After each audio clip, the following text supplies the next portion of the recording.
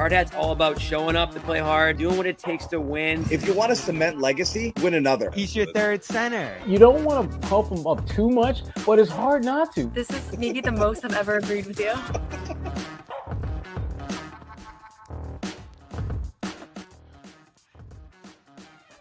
Yeah, let it roll.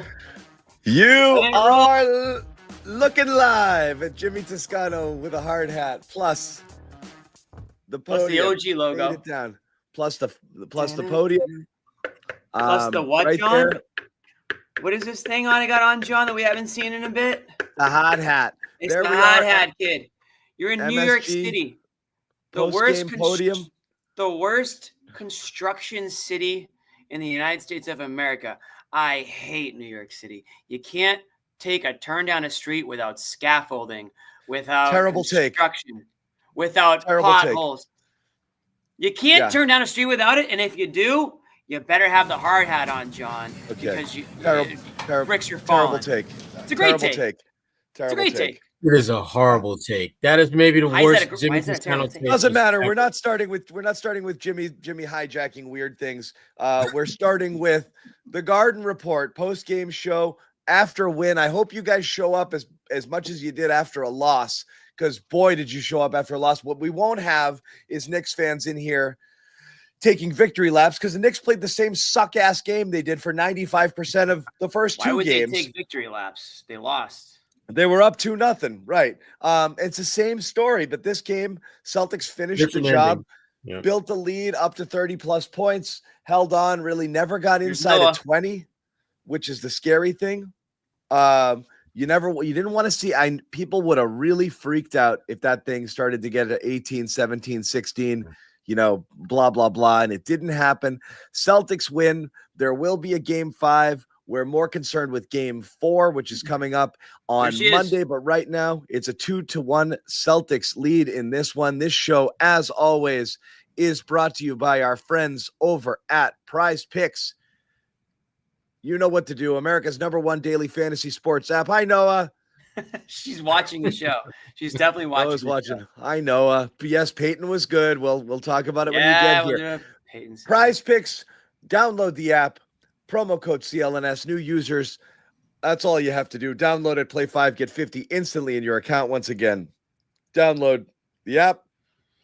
Code CLNS, play 5, get 50 instantly. Prize Picks, run your game. Let's get to the show. We will hear from Joe Mazzulla shortly at MSG. I just had it up there so I could keep a peek what was going on. But that's it. We got Sherrod bouncing. He's so happy he's bouncing. Yeah. So, guys, What's up, Sherrod? What's Jimmy's up? head. Jimmy's head a little cut off, but that's okay. He's got short guy syndrome, right? Yeah, there. He's okay. Wow.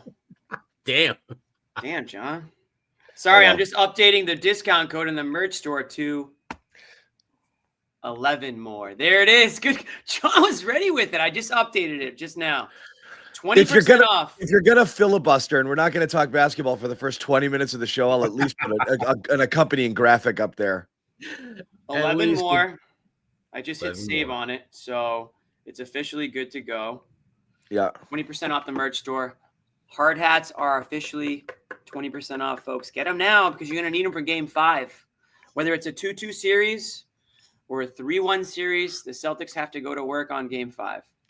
Yep. So here we go, guys. I'll get your first thoughts, first impressions. I have several. It was I definitely liked that the Celtics didn't let up. That's everybody's fear. That whole everyone made the same joke at the same time when they went up 20. But right. The fact that they had done it recently allowed it to creep in a little. Actually, before the thoughts, we'll hear Joe's thoughts. And boy, is he going to come at the 3-point naysayers. Bobby here. better have armor on. Sit down, Christian. Thank you. Yeah, didn't have live ball turnovers, and did a good job ending quarters. The Breeze fell, isn't that novel? Were much better than they had been the first 2 games. So those 2 things play a huge key against this team, and I thought we did that well. How much better did Kristaps look in this one? Better, yeah. He gave us some good stuff. Both ends of the floor, rim protection, his screening offensively. Everybody got some good stuff out of that. So I appreciate him. Keep battling through.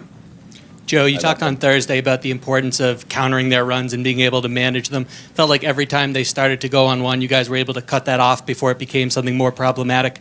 What were the keys to that? Not having live ball turnovers, valuing the basketball, rebounding, and not putting them to the free throw line. Justin, Noah, Jay in that order. Joe, you guys were able to hold the under 25 below 3 quarters, and the second quarter's under 26. What did you like most about what you guys did defensively?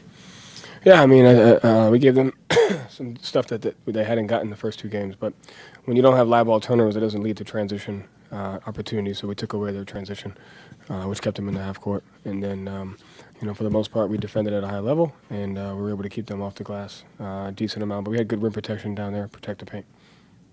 Joe, Payton played more minutes in this game than he did in the first 2. Here comes Noah with the Payton questions. She's right. I mean, our sub patterns are always flexible. Tonight, Drew had 3 fouls, and Payton was good, and you're just at times you go with what makes the most sense. So just the flexibility of what we're able to do. But he played really well on both ends of the floor for us. There was a little bit of foul trouble there, so we were able to kind of go to some different stuff. Jay, then B-Rock. B-Rock. How pleased are you, Joe, just in terms of, it seems like you guys are eager to create quality looks around. No mic to pass around for the questions, I guess. Another reason to hate New York. Mm-hmm. Yeah, we don't have enough microphones. We put the right intentions of getting the right pace. How about 2? One for the coach, and one we just for have to continue to make those right reads. Value the basketball. Didn't have 11 live ball turnovers. That helps a lot when you keep it in between the lines. And we did a good job of our spacing and making the right read. Intentionality. Joe, how difficult, if at all, have the past 72 hours been in terms of just falling in that hole and then not at all? No, not at all. Why not, Joe? I mean, I've said it 1,000 times. There's no one way of how it's supposed to go. I mean, people that you get caught up when your expectations aren't met, and so there's no expectations there. We're on a path of trying to go after greatness, and you don't get to dictate the test that's in front of you. All you get to dictate is how you approach it and how you respond to it. So if you plan on doing this for a long time, trust me, it'll be a lot worse than those last 72 hours, and that's the perspective you have to have. So at the end of the day, we got a test in front of us, and I got a group of guys that I wouldn't want anyone else to be able to go through that. So this is the fun part. You don't get into the journey for it to be easy. So it's been dark, but in a good way. Dark? How dark? Like, what's that mean? I mean, like you just gotta tap into your darkness, and that's it. Like, so we gotta do it. That's it. I am your father. You merely adopted the darkness. I was born in it, molded by it. Love this. Oh gosh. Let's go, Joe. Like you needed to kind of maybe just focus on getting something that was there that you figured would be something you could go with. Yeah, was he still asking a question?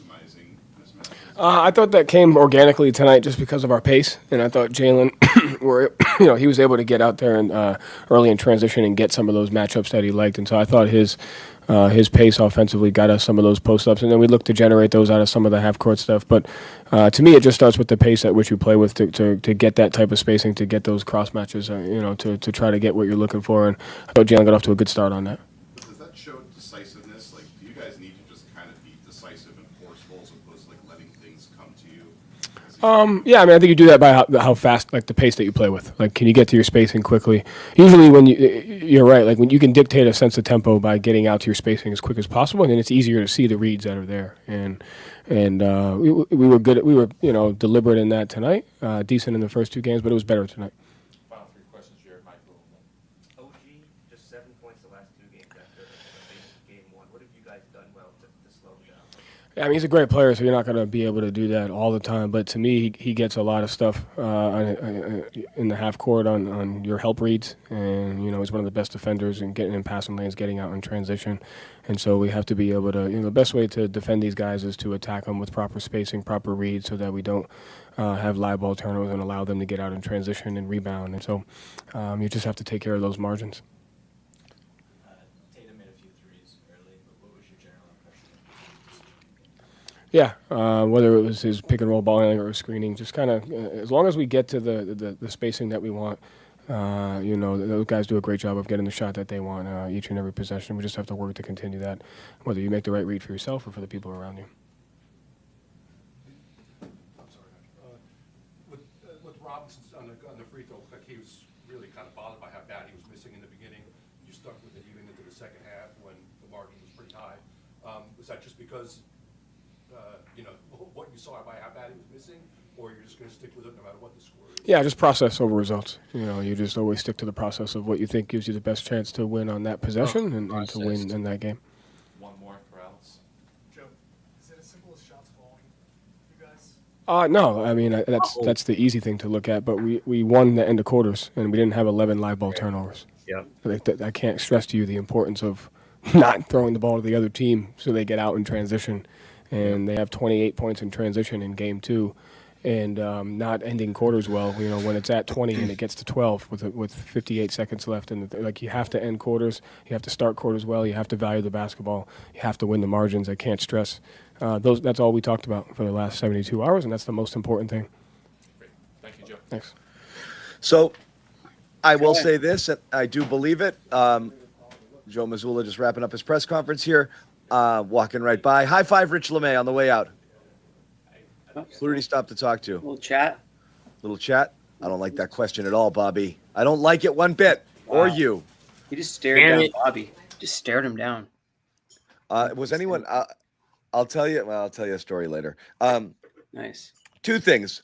One, the easy narrative is they made the shots and then they didn't before.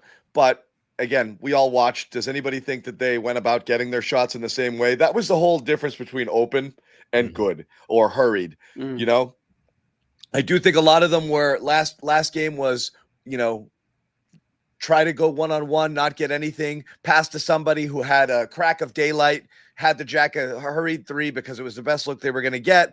And all the stat heads called it an open. They missed open 3s. The quality of shot was significantly better tonight, and a lot of it had to do with a varied offensive approach. Though Brown and Tatum weren't doing great getting to the basket, people were driving and kicking. They were working out of the post. There were paint touches, Sherrod, which you and I were texting about last game.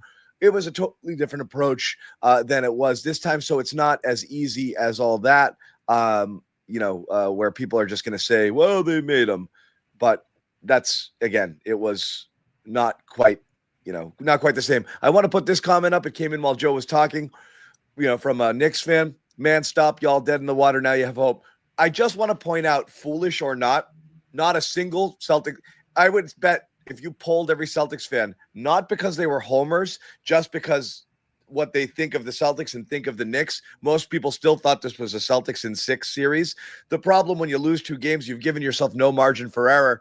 You can't have another 20-point shooting, 3-point shooting game. You can't have a game where the Knicks go bananas and light it up from behind the arc. You've pissed away your margin of error. It should be 3-0 Celtics. It's 2-1 Knicks. It's a shame, but nobody thinks that much of the Knicks. So I do want to make that clear to any Knicks fans in the chat. Like, Celtics fans weren't like, oh, geez, they're dead. It was like, all right, well, let's obviously win 3. And then when they win 4, it's back to where it should be and game on. So we'll see there.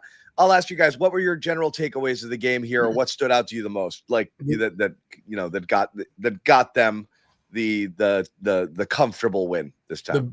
The biggest thing, and Mazzulla talked about that in his presser, was just end of quarters. We've seen when they have basically choked away the lead and then the game, if games 1 and 2, it usually began not in the quarter that they got their asses kicked, but the end of the previous quarter. That was when you start seeing things the momentum shift. Didn't happen in this game. And I give Joe Mazzulla a lot of credit for that, because it seemed that the minute they would score 6 or 7 in a row, to get it down to maybe 20, 21, or before that, if we got down to maybe 11 or 12, he'd call a timeout just to stop the bleeding. And he did a better job of recognizing the momentum before it actually fully set in. And to your point, John, I thought their shot selection was way better. I thought that there were more open in the flow of the offense shots versus open shots that just, they don't come in any type of rhythm. They don't come with ball movement. They're just wide open shots.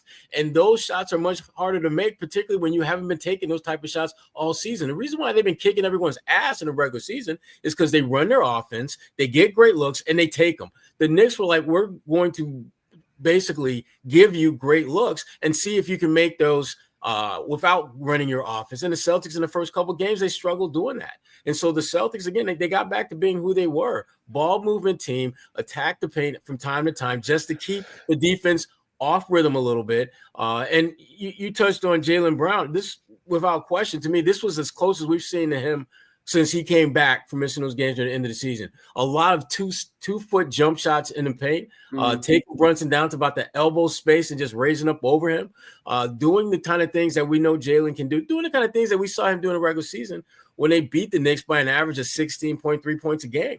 So this was the Celtics getting back to who they were pre-playoff against the Knicks, with lots of guys stepping in. And I'm not even going to get into Pritchard because I know we're going to talk a lot about him because he was great. So yeah, it was my early impression. Well, Pritchard was definitely a huge part of it, but I think for me, it's seeing is believing. And what I mean by that is seeing the shots go down early, Sherrod. The three-pointers started to fall early on in this game, which we have not seen in the first two games. The biggest, like we can break down the game all we want. The Celtics in game 2 shot 10 of 40 from 3. In game 2, they shot 20 of 40 from 3. You just found 30 points. Take a look at the score and figure out why you won this game. That's a huge part of why this team won this game. You can talk about whether or not the looks were better, whatever you want to go with. Jayson Tatum, we're talking about him a lot in this show, I'm sure. His three-point shot fell tonight. Not a whole lot else other than that, but it was good to see that shot fall. Payton Pritchard was the difference maker in this game. And Noah said it. I said it on this show. I criticized Joe in game 1. I criticized him in game 2 because he did not go to Pritchard. He did not go to the bench. He didn't even consider the bench in those first 2 games. Tonight, they got Pritchard involved early. Pritchard got hot early. He even had a signature end of quarter buzzer beater shot. It wasn't a three-pointer, but it was the baseline 2 there. So when you got him going, you got a little vibe going with the team. Celtics jumped out to an early lead. I hate to say it. If you're a New York Knicks fan and you dropped 1K on this game, you got hosed. What's to be you?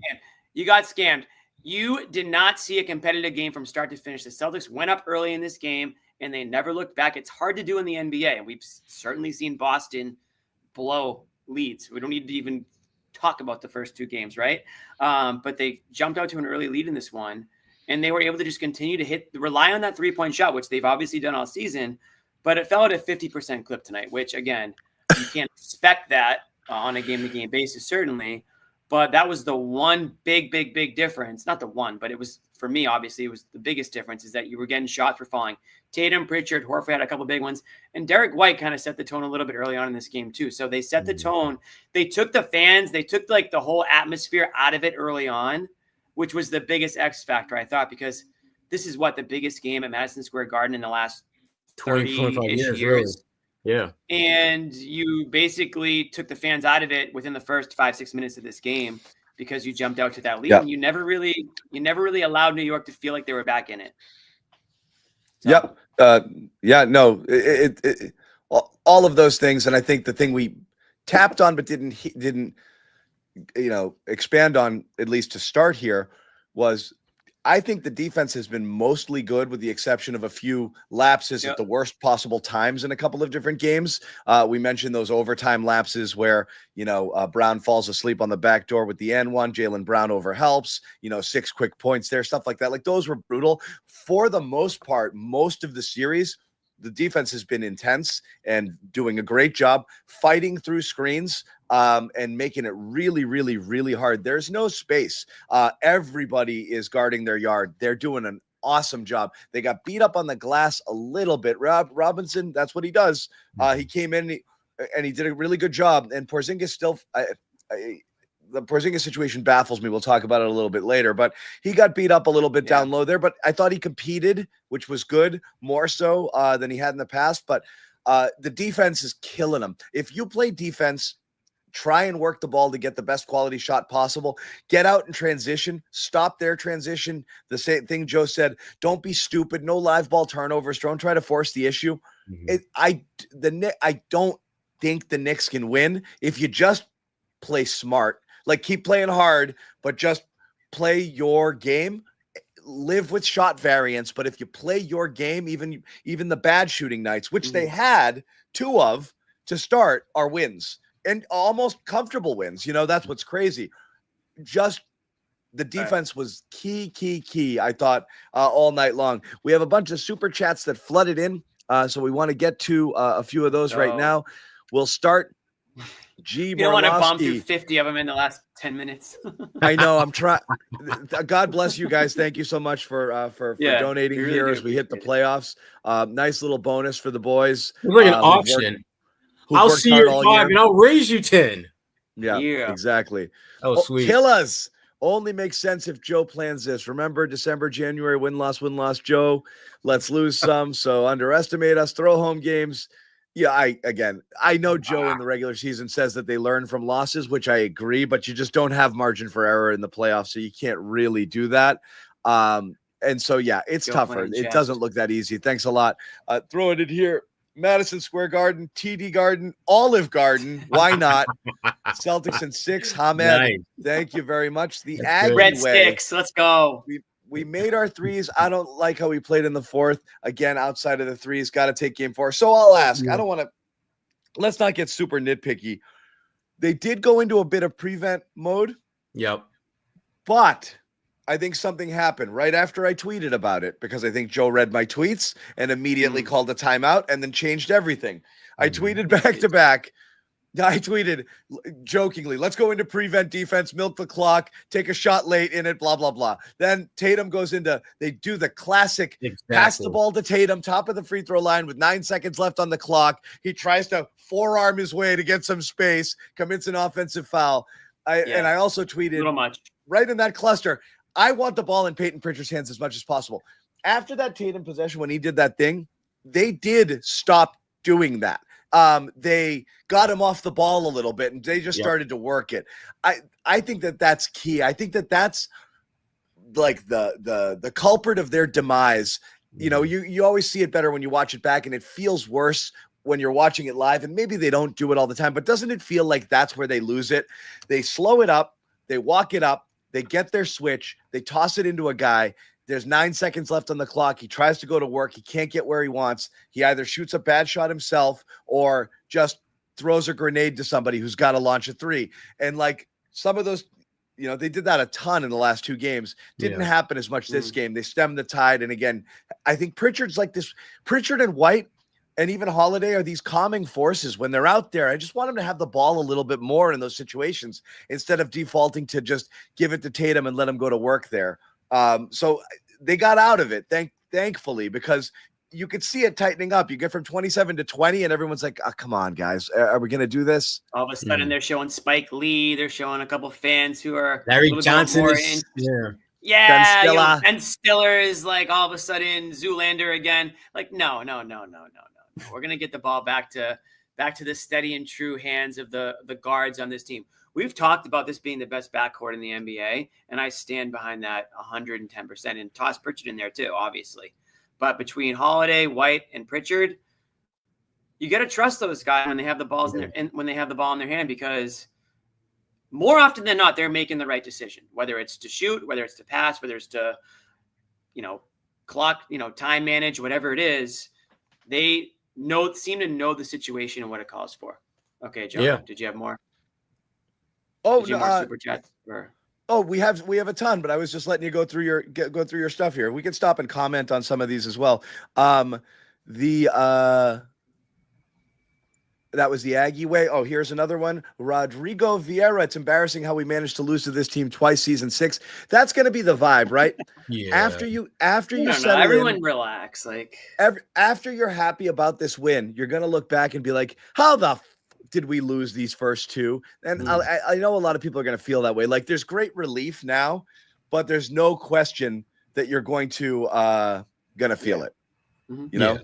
Yeah. And I can't blame folks for feeling that way. I mean, when you look at how the Celtics played against them during the regular season, you look at how, and I'm doubling up here while you talk, Brian Defayette, same thing. We had 20-point lead in all 3 games. Exactly. Yeah. Frustrating, but go ahead, Sherrod. Yeah, no, this is a team that of all the teams that you could have seen in this round, this is the one team I think most people would agree should have been giving you the least amount of trouble, not only in terms of how you played against them, but in terms of how they played against the top tier teams throughout the regular season, they literally got their ass kicked by the top 3 teams.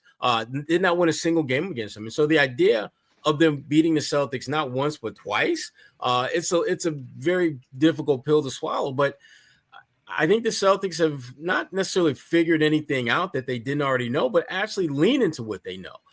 If you're making shots, run your offense and get shots that are in the rhythm of the offense and not just take the first good shot. Look for the great shot. And for this team, great shots are the ones that come in the flow of the offense. I can't remember which super chat we had, but I'm in agreement. I didn't like the way they looked in the fourth quarter. I thought not just Tatum went into just that whole, prevent offense mode, but they were just bad shots. And to me, it didn't take advantage of something that we all know. Recognize who has it going for you in that night. And clearly it was Payton Pritchard. That's the guy in that moment. I want taking all the shots because he had it going. Also a better ball. It's not just the shots. He's a better ball handler.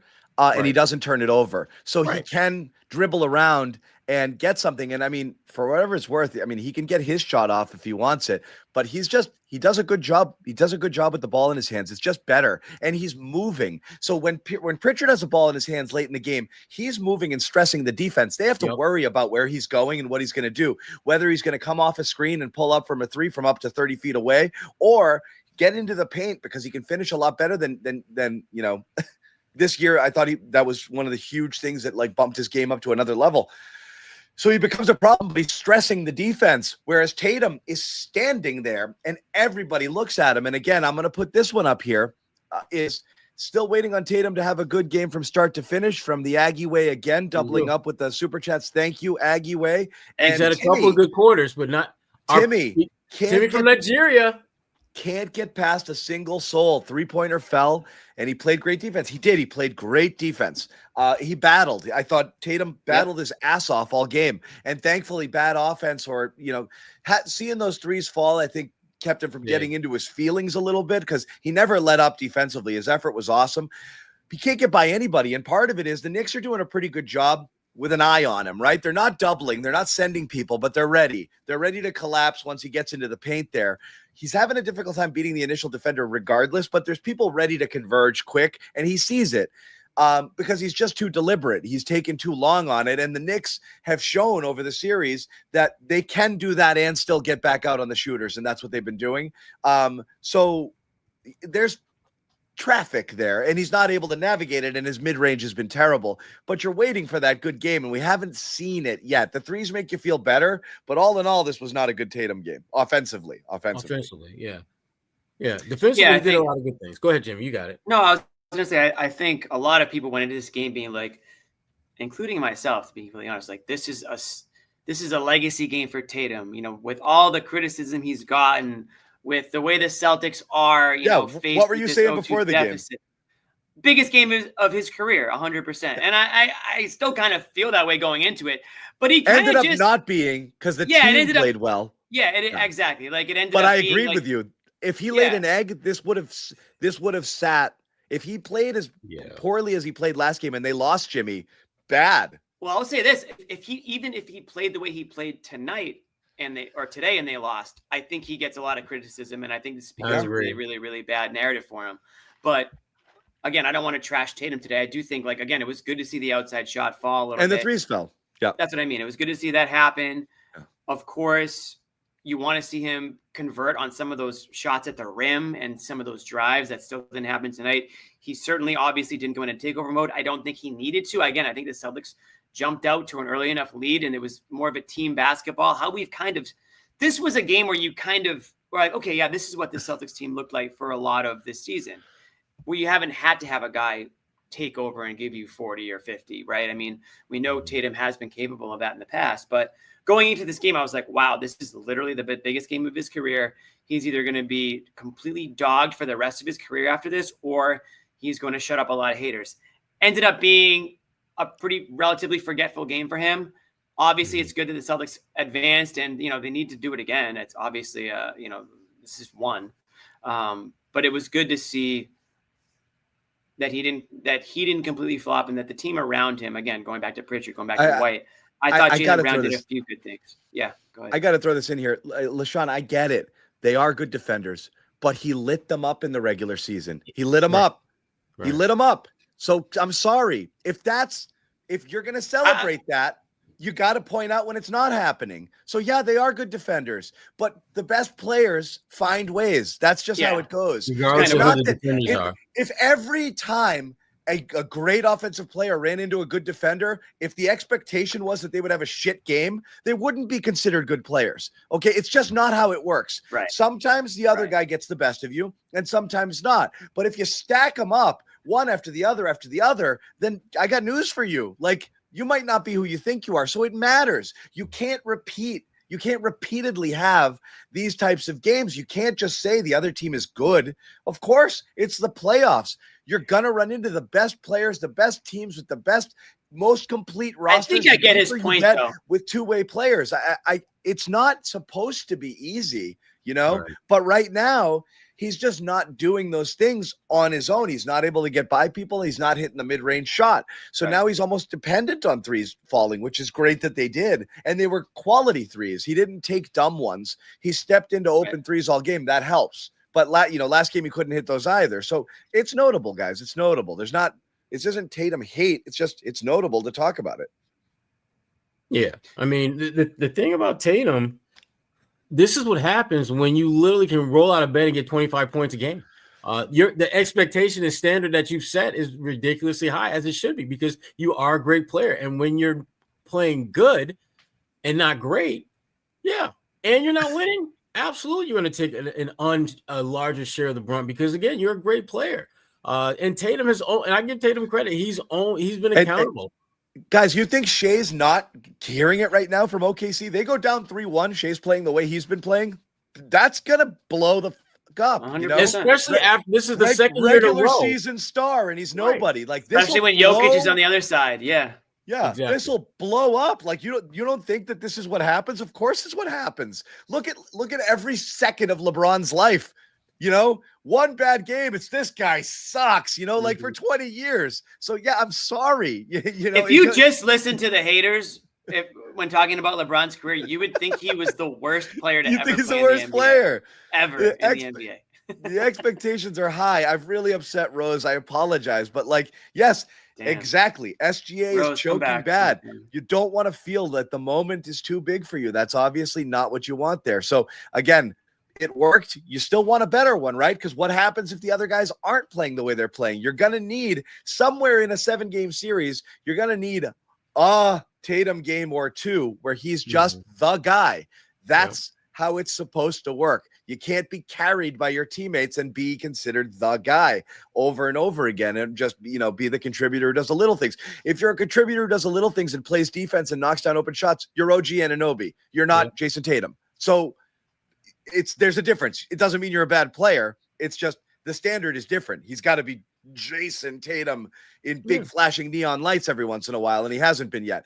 Real quick, we want to tell you guys about our pals over at Prize Picks here. Great way to take your sports opinions and turn them into real money with the #1 fantasy sports app in all of North America, and a great time to get in on the action here with the basketball playoffs underway, hockey playoffs as well, baseball regular season, lots and lots and lots of good stuff that you can get in on. It's pick more or less on 2 or more players, can be different sports, different teams, doesn't matter. Win up to 1,000 times your money. Great deals that you can get, including free squares throughout the postseason. Plus you have Taco Tuesday, Freaky Friday, all sorts of other promotions constantly running. And when you go in here and you download the Prize Picks app, put in that promo code CLNS, new users, you get 50 in your account instantly when you play 5. Once again, download the app, promo code CLNS, play 5, get 50 instantly. Prize Picks, run your game. And I got to say, I missed today.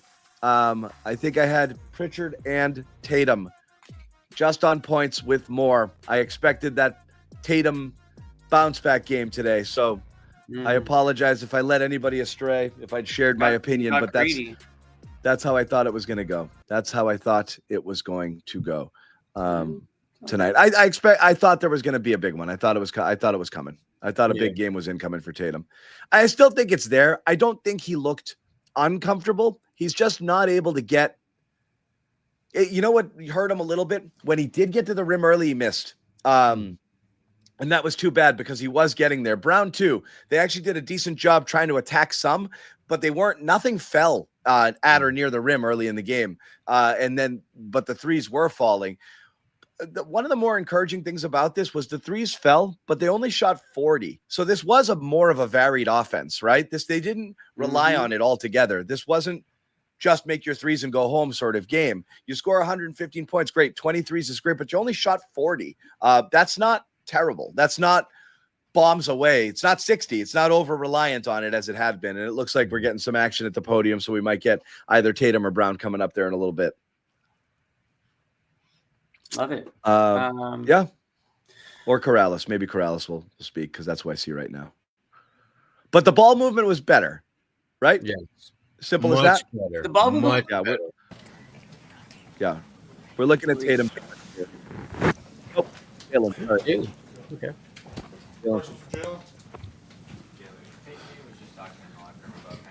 Live at the podium, everybody. Jaylen Brown.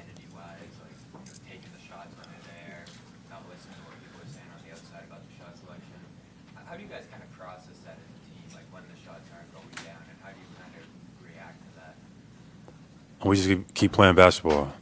Obviously, we learn from every experience, so I think we do learn from our mistakes from the past games, but that still doesn't stop us from coming out and playing our style of ball.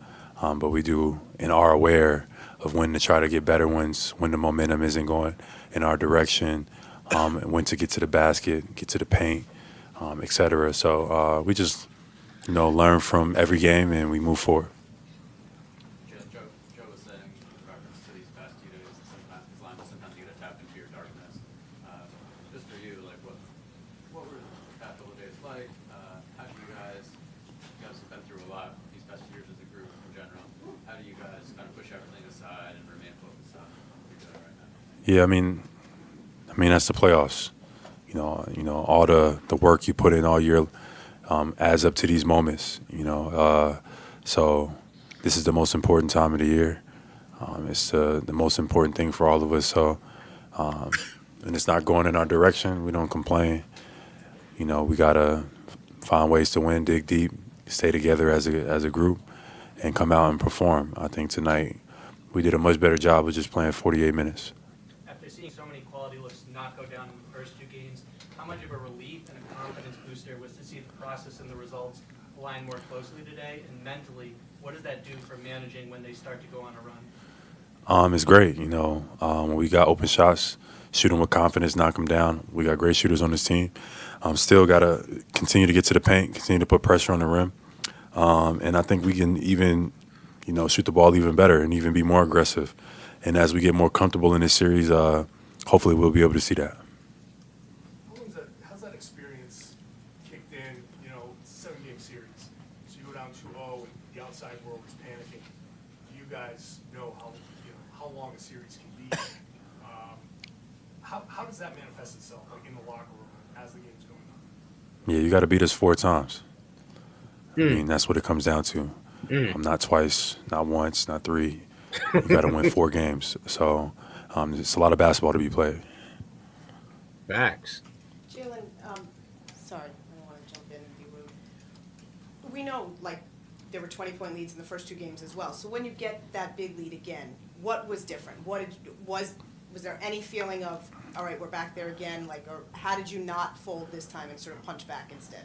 I think that third quarter just coming out with urgency and just keeping our foot on the gas and just playing all the way through, not, letting up, not settling or getting a little complacent, just, continuing to play basketball all the way through the game. So I think we did that tonight, and that's why the result was what it was. Jim, you guys, your character or your fortitude is challenged, has it been the last 72 hours, or whether you guys are going to, come out with aggression or you're going to roll over? Does that anger you? What has the last 72 hours been like or do you not listen to outside voices? It's been like that my whole career, so it's really no different.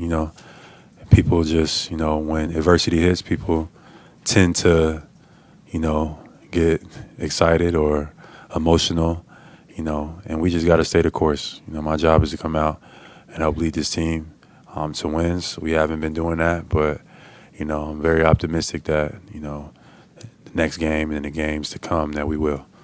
You don't get emotional at all, Jaylen? That's not. Doesn't upset you at all? Nope. How do you not let frustration get in after losing 2 games at home? You come in here, everybody's talking about what this atmosphere is going to be like for the Knicks as opposed to. I believe that's Vincent Goodwill. I thought it was a great atmosphere tonight. I got something from Vincent. New York is always, has that aura. It's a bunch of celebrities in the house. I thought it was a great atmosphere tonight. Great environment for basketball, and it was fun. It was fun. The first half was fun. The second half was even more fun. So I'm looking forward to Game 4. How big was Payton? Payton was huge. Payton was great. New York likes to be, they physical. They got some big guards, wings that like to load up on the ball. They, the level of physicality is higher. So you got to be able to make those passes and be able to make those shots and make those plays. And Payton did a great job of that tonight. Jimmy, you guys are always caught in this identity between kind of like the idealized version of how you can be and the kind of pragmatic version. And you made that point after Game 1. You guys took a record number of threes. You wanted to kind of be more aggressive and get into the paint. And Joe said tonight that a big part of your guys' success was like you were aggressive, getting into the spacing and transition, kind of just like getting started early. So how much have you been trying to kind of personally seize control to kind of like make you guys play the way that you want to play? Yeah, I think, that's my job is to, I don't think anybody on our team or maybe even in the league can get into the paint like I can, especially when I'm moving and my body's feeling the way it should be. So that's my goal, is to get in the paint, finish, make them help, make them collapse, and then just find my guys for just open reads and play from there. Does your body feel the way it should be right now? I mean, it's the playoffs, so I've battled through injuries, etc. But the answer is no. Mentally, I'm just focused on the next game. Jaylen running down the floor with Al throughout the oop. Is there ever any hesitation? No, I mean, I looked at him. He looked at me. We made eye contact, and I was like, I'm about to throw it, and he was like, all right. So I threw it to him, and he went and got it. So he's got 5 Al was kids. great tonight. You need some big time blocks, some big time rebounds, and that's what we need. That level of physicality and that level of aggressiveness on both ends. So big time game from Al. There was another one, Jaylen, that was kind of like a give and go with you and Jayson toward the end of the first half. I don't know if you remember it as well, but like he was in full throttle, you got it right back. Does that show something just when you guys are kind of a little more in sync? You seem very in sync tonight. Yeah, and I'm always trying to find ways to get JT going and get him open looks and things like that. What? New York has a physical defense, so they make it tough. But getting down transition, just like that opportunity you're talking about, is a way to get away from the defense and just get out and run. Thank you. There is Jaylen Brown.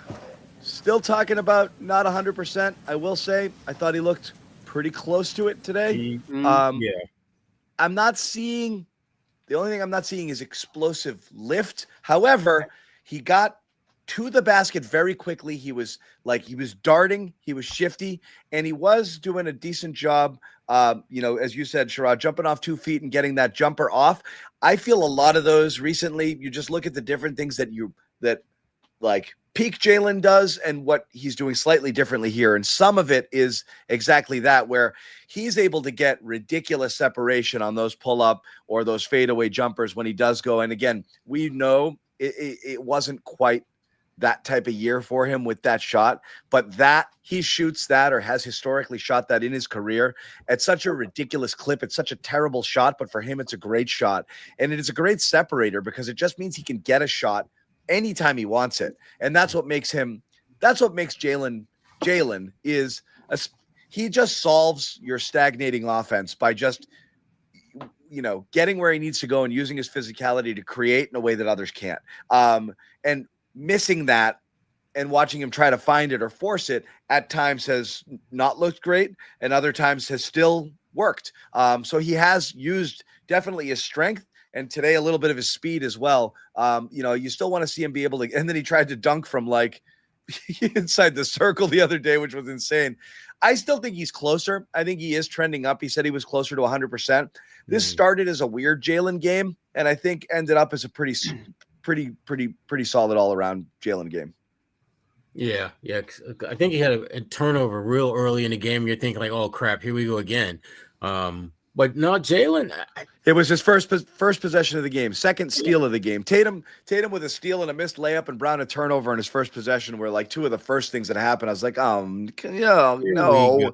Then the three started falling and everything got okay. I was like, no, not this. Yeah. But to me, the best sign of Jaylen being closer to being Jaylen is just those in the paint pull up jump shots off 2 feet. That's a shot that we have seen. Teams know damn well that is where he wants to get to. That is a shot that he wants to take, and no one can stop that shot. When you put a bigger guy on him, Jaylen has the ability to get around him and finish at the rim. You put a guy like Jalen Brunson on him, he's just going to get to his spot and just shoot right over the top of him and hang long enough so that you can't block that shot. We're seeing more of that from him in this game than we've seen the previous two. And I think as we continue to go through this series, that's going to be a more pronounced part of his game, and that's a problem for New York because you don't have an answer for it at all.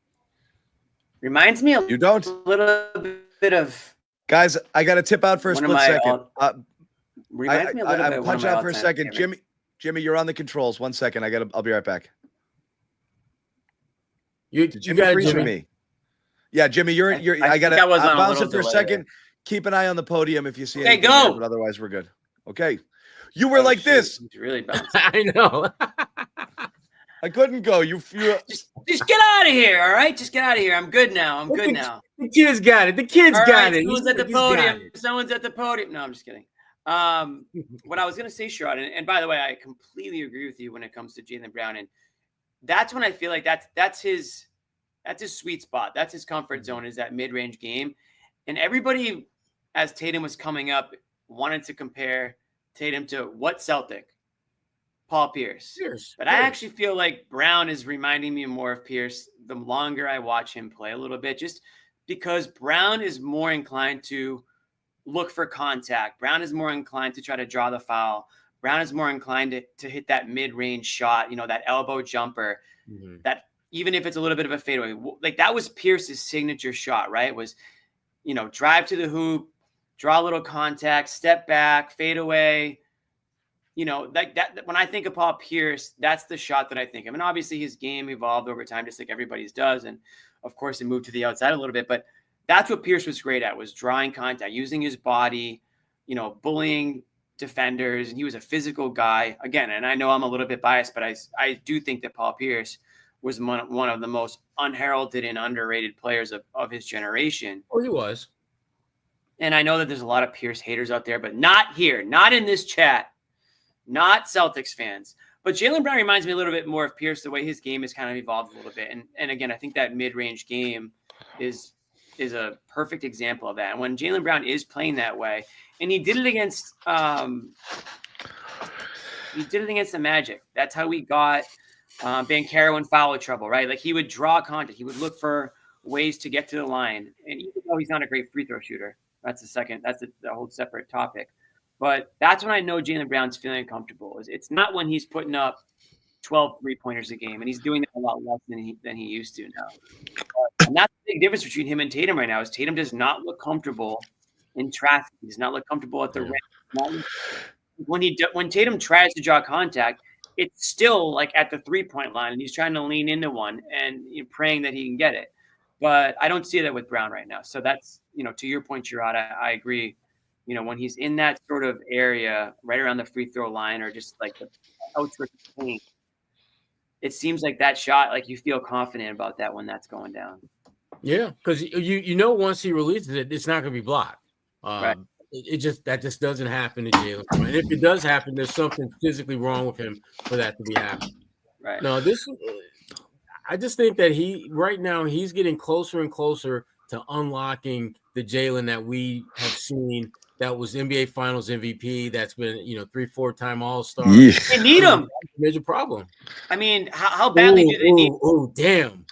I mean, that's the worst thing anyone's ever said about Jayson Tatum. Oh. This ends all Jayson Tatum conversations. Oh. Put that down. Put that down. Oh gosh. I'll be honest though, when you look at the Celtics like record, when you go to the team records and you see the 3 points like in a season, the fact that Antoine and Pierce were right up there in like the 2001 season or 2002, whatever it was, is just outrageous because the game was so different back then.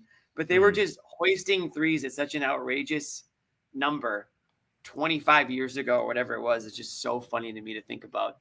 All right, we got Tatum coming up to the podium, I believe. Nice. We'll take a peek here. Slowly making his way up. Yep, here he is. Got his little combat suspenders. Yeah, pull up your suspenders. Is that a New York City look? Is it easy for you to block that out and just keep shooting, or do you hear what do you kind of think about when you do hear criticism? That's like small town rural. Are people going small town rural? I don't know. Don't think too much of it. I mean, it's the playoffs. It's the biggest time of the year. There's going to be a different narrative essentially at every game. And I've been on record. I talk about it a lot. Just not riding the emotional roller coaster. Jimmy, a win or a loss. Only thing missing here. He is missing the this hard core hat. group. We've been through a lot of series together, a lot of games, a lot of moments. So just continue to rely on each other throughout, whatever we're going through. Get the car hard on. Is it to block out all of that discourse? Do you? Yeah, I do. Jason, what adjustment you guys did today to stand and fix another game? I think one thing we tried to be more intentional about our spacing. Getting guys in the right spots. We always talk about respecting each other's space. Being intentional about what action we want to be in. With the sleep mask. Who we're trying to tackle, whatever the case may be. I think our spacing was a big part of that. Jason, after seeing so many quality looks not go down in the first 2 games, how much of a relief and a confidence booster was it to see the process and the results align more closely today? It's just a matter of time. We're all professionals. We work really hard on our craft. We put a lot of time in. You understand there's times where your shot might not be falling, but it always balances out. Jason, I was going to ask that maybe it's just totally oversimplified analysis, but when that first 3-pointer was like literally nothing but net, it didn't even touch the rim. Does it register? Do you feel like, all right, I'm in for a good night, or is that maybe way too oversimplified? I mean, it's a great feeling when your shot is falling and you feel good and confident.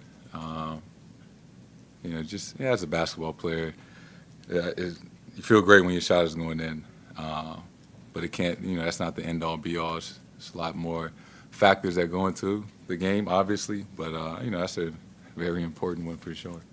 You sense it took anything out of them? I mean, when you guys start, whatever it was, 6 out of 7, do you see any shoulders sagging or anything like that? Like, damn, they're off today. No, I wasn't paying too much attention to their body language or anything.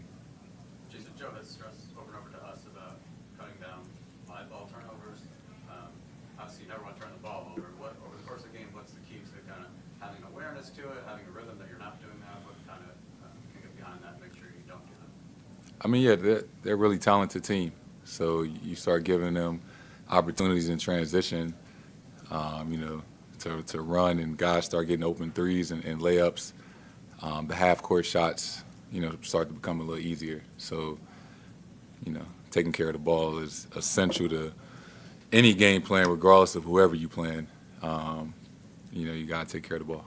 Jason, over the course of the regular season, you guys had some of those inexplicable losses at home. Then you go on the road and dominate on the road, kind of answer a lot of questions. Why is that happening again? Is it just like a weird thing that's happened? And what is it about after those really tough losses at home that getting on the road kind of snaps some things into focus? home court is important. Being great in front of our fans is important. And, you know, how much we value their support. But at the same time, right? Be careful. Be careful. If you want to be special, if you want to be great, you got to win some games on the road. Okay. But more importantly, it's just about responding, right? We want to be perfect. We want to, you know, win every game. Essentially, it's not going to happen. But how do you respond to those moments, you know, is equally important as well. Jayson, all the great NBA players, they all wanted to play same and be in MSG, especially when people have been talking about, this is the most important Knicks game in this century. And do you feel like after this game, you already put your statement at MSG and showing people what type of player you are under such pressure? No, I wasn't trying to prove anything today to anybody. It was an important game. It was important for us to respond as a team, and just wanted to come out here and win. And that's all that was really on my mind. When you're one of these stretches, you have a few days between games, and you get in the gym with Drew, and you're able to work on things. What feels different when you get to the game? Are you just like recalibrating, everything's right, or is it like a mental and confidence thing? Like, what do you feel differently? I mean, it's just part of it. It's a long season. And, you know, you go through stretches where maybe you don't need to change anything, but you just need to get in the gym and see some shots go in and just kind of get your rhythm going. You know, that's where the confidence stems from, all the work that you put in, the muscle memory and things like that. And, you know, been doing that my whole life. Jayson, you've been heavily criticized throughout the year, throughout your career. People have been tough on you. When you hear that, you've kept your Didn't we do this with Tatum already? Yes. I'm so tired of the disrespect thing. Yes. Does it change you, or are you more numb to it? Like, what is it that you're doing? Like, what is it that you're Just doing to keep just be a star, and no one will disrespect you. I guarantee. That's how that works. Just do it in the playoffs, and everyone will love it. You know, you understand what comes with being that guy, right? I live a great life. I ain't gonna lie. It's a lot of. I make a lot of money. I take care of my family. I've been able to experience a lot of things. But you also have to accept what comes with that, right? I get a lot of praise. I get a lot of credit. I get a lot of accolades. But, you know, I'm not perfect. And there's times where, you know, I've needed to play better. I needed to do more. And, you know, that's what comes with being, you know, that guy. So just understanding that. And it's not, you know, that people don't just criticize me. That's pretty good. A lot of people that came before me that they criticize, and it's going to be people that, you know, come after me that they criticize. And, you know, for me, it's a sense of joy that I play with, right? You know, coming into a game, you know, with an angry face and mad at the world, that's not who I am. I don't know if you want to be here or not, Jimmy. So I always say you gotta be the same person when things are going great, and when things aren't going great. Why wouldn't I want to be here? You know, you can't switch up. That's it's the character of a good man. Last question. Is there a temptation to want to do more, like you just said, like you need to play better? Is there a temptation to want to do too much, to want to exploit every mismatch, to want to take the kill shot every single time? Like, how do you balance wanting to? Good question, Vincent Goodwill Jr. We got a pretty good team around us. We can do what we do and do it better. And I'm going to bring up what I wanted to talk about with Vincent after this. Just reading the game. I know who I am. I know what I'm capable of. I know what I can do. And I know what is needed on each possession in order for us to win. You know, I'm not trying to prove anything. Okay, you're right, John. Anything like that. Today was just about making sure that we win, however that looks, whatever is needed. And you know, our team is so talented and well put together. It can look different from night to night. You all know that. We've said that a million times, and we've proven that, we can be successful doing that. So each night it just looked different, and as long as we win this time of year, that's all that matters. Thanks, Jayson. Oh. All right, Jayson Tatum. Wow, we got it, guys. We did it. That's 48 minutes for us. That's going wire to wire. Being able to do that. Yeah. No timeouts. So I will say this, and you kicked me off. You should have kicked him off. I didn't. So Chris McMahon put this up here, and I think that this is like the way a lot of people view it. Their guy is their guy. It's always going to be their best guy. If you're like, a white guy from Boston, who grew up in the 70s, John Havlicek is God. You've never seen anything like him. He's literally can do no wrong. Like, I understand a whole generation of people thinks that about Jayson Tatum, and that's fine. He's unquestionably a top anywhere from 3 to 7 player and has been for 6-7 years. There's no question about it. But what this comment said here from Chris, this is what Vincent Goodwill and on a show with Bomani Jones said. It's the general vibe with Jayson Tatum that from outside people when they watch, and what we said about last year's finals as well, was that if you have to keep telling people how good he is, you've already lost the argument. Yeah. That's the problem, is you got to, the gravity and the passing and the this and the this and the this and the that. If you have to explain it, it's probably not as good as you think it is, right? And so that's what Bomani had said. He goes, the question was, is Jayson Tatum, he's good, but is he the guy? And it's basically just asking, we know he's really good. Is he the guy? Which means get out of my way, give me the ball, I'm going to do everything, and you're fine. Because you saw, it was Haberstroh had an article with the clutch stuff. It's grisly. The numbers are grisly over those years. And you see it on big stages. You see those clutch numbers. They're terrible. They're terrible. It's a bottom of the league for people who shoot it at the volume that he does from everywhere on the floor. And you see the finals and shooting 25% and all of those things from 3.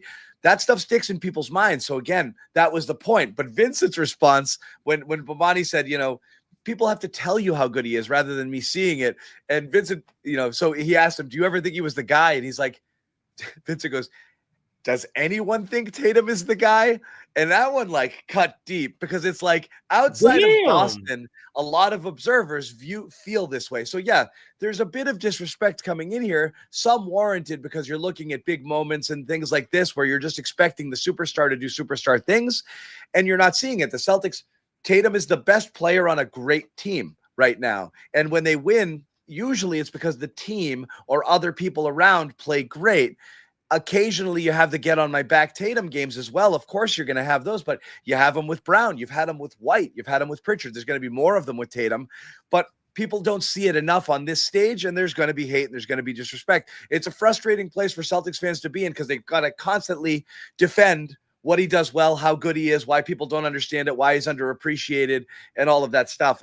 I don't think it goes away. I don't think it ever goes away unless Tatum just look what he did against Orlando, those 3 games. He did that first 3 games of the Knicks series. Everybody's talking about, he's arrived, face of the league. Yeah. And when he doesn't, you have the other conversation. Both are fair. I'm sorry. That's just how it is. It's fair to go over the top when you see it on a big stage, and it's also fair to be like, oh geez, I thought he'd be better. Both are fair. I don't think it's hate. I don't think it's hate either. So I think the last thing you said is the most true statement out of everything you just said. And there's a lot of things. So the first thing I'll say is true love is blind, right? So if you're a Celtics fan or a homer or a Green Teamer, you are going to obviously promote the great things about somebody that you are in love with, or a player that you are in love with. And you're going to maybe disregard, or you're going to not see them the same way that maybe an outside person on the outside might see them. You're not going to focus on the warts. You're not going to focus on the negatives. And you're just going to say, well, you don't know him like I do, or you don't know her like I do, or whatever all those things are. You're going to make excuses for them. And I think that there's definitely some of that with Celtics fans, right? You get these silly comments. It's like, come grow up, guys. Come on. No, that's not it. It's not stats. Tatum has stats. He has got great stats. Tatum has stats, but there are stats to point to his inability to show up in some big situations, clutch moments. Yes, there are games where he has shown up. We know the games. We can talk about them. Philly, Milwaukee. We can talk about what he did in the Magic series. But there are also performances in games and series that he hasn't quite shown up that same way. But what I will say to you, John and Sherrod, is aside from, and I'm just broadly thinking about the landscape of the NBA right now, when you talk about the guy, who is the guy? I mean, you can say maybe Jokic is the guy because he has one in Denver. Right now, nobody. It's an overrated argument to begin with. It is because it's like, okay, then who's the guy? Who Kobe is your guy? wasn't If even it's the not guy. him- exactly. If it's not him, you know? find me a player that was able to be the guy in the last 25 years and didn't need a 1A or didn't need a sidekick or didn't need a super team. You're not going to be able to find me a player that can live up to that. And again, Jokic has been, arguably the guy. But again, Giannis needed support and he got his championship. He's maybe another example of that one season. But aside from that, I mean, Curry needed an amazing team around him. LeBron has needed guys around him. Kobe needed guys around him. You can go down the line of all of the guys over the last 25 years, and they all needed guys around them. So Tatum's no different. But Tatum has the ability.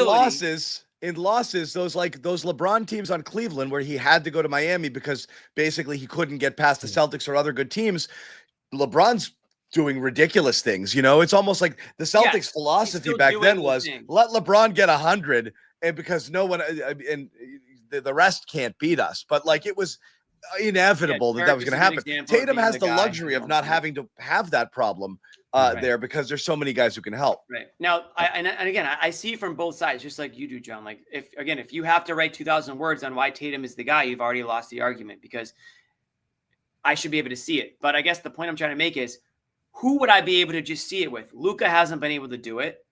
There are players across the league that, they have those SGA has been games. terrible these games. SGA is finding out right now that he might not be ready to be the guy. So Tatum's 1-1. And again, I know he didn't put the team on his back to do it, but if you want to compare resumes, he is up there with the guys around the NBA. And I know that it's maybe you want to see it more consistently, or maybe it's not as pretty, and maybe he does frustrate the hell out of you. And maybe he is up here one game and he's down here another game. And that's probably part of what the casual NBA fan notices. And again, if you're a casual NBA fan watching this Celtics Knicks series, you're not impressed with Jayson Tatum. I totally get it. But if you're a Celtics fan, you've been there for the highest of the highs with Tatum. You know what he's capable of.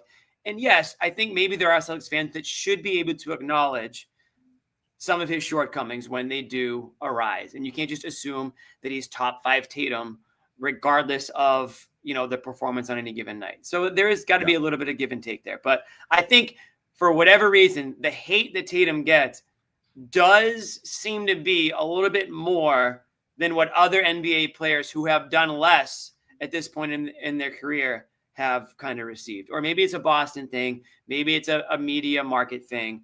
But whatever it is, he does seem to get that. And I will say Tatum's personality does not really help him because he's not going to be the rah-rah guy that's going to This is the good point. shut you up. This is the good point here. This is another the guy thing. You don't have to be the stat guy who has like Jimmy Butler is the guy or has been the guy in this way a lot, right? And that's what it's come down to is okay, everything's going. And what's crappy. Jimmy Butler won? And Brunson is the same in that sense where like Jimmy Butler is one of the most toxic, poisonous teammates in the NBA, John. But go on. That's not my point. My point is Jimmy Butler. It's all wills his team. I'm just talking when it all goes to shit. Your star can have a 6 for 20 game, but then it's like, all right, winning time, need 2 buckets, and you get those. Tatum does that sometimes too, and a lot of that gets excused. Just when you're seeing that, it's snapshots. It's not the whole picture. When people are judging Tatum, they're not looking at the whole picture. They're not looking at all 82. You're not either with Butler then. Huh? We're just talking big games and big game moments. And that's what it comes down to is Shea played one bad game and people are shitting on him already because they're down 2-1 and they're not supposed to be. But he had 34 and 33 in the first 2 games there. And one of them, I think he was like 11 for 13 from field, one of the most ridiculous offensive games you'll have. So it's not, you got to see it. And again, you're coming off of 3 games where he looked like the best player on the planet against Orlando and 3 games where he's looked really ordinary. And that's where this conversation. So when you're losing and you're the Celtics and you go down 0-2 at home, yeah, that's the conversation, whether you like it or not. We're going to get to a few more super chats here. Parrish Duggar, this is the most predictable day ever. Knicks are winning games 5 and 6. Book it. What? Wow. Okay. Okay. So you say, Pritch, please. Celtics in 6. I don't know if that's in response, but it might be. Rodrigo coming back in. The Knicks played as usual, and the Celtics too. Therefore, 20-point win. I think that's how a lot of people feel, right? Your best versus our best is going to end badly for you. I think that's the general vibe, right? Yep. Pizza pie. I have a new catchphrase for Hard Hat Jimmy. What's in tarnation? What in tarnation? Dunk assist made it move. Whoa, playoff What in PP tarnation? appeared. What in tarnation's going on? I don't know if that's going to stick, but I'll give it a shot. John looks like his shirt. I like that. I think funny. Noah and Bobby are rearing. I know they are. We're gonna get through some super chats before we get to them. Brown and Tatum each cancel each other out. I don't know about that, but we've talked about them playing off each other. I got 5 kids. Al, classic defense. I do like that. Parrish Duggar. Oh, I do want to say I got to give a shout out to the name because it's an awesome one. Shakalaka Mekalaka. Mecca hi, Mecca hiney ho. I got what is 5 14 kids. Czar? Do we know? I don't know. Zaire? I don't know. I believe it is Zaire. Sherrod's our currency guy. Knicks lackadaisical. Nice throwback. Very typical. 20, $2 coming in for nothing. Thank you. Xmar, X Appreciate to that. spot.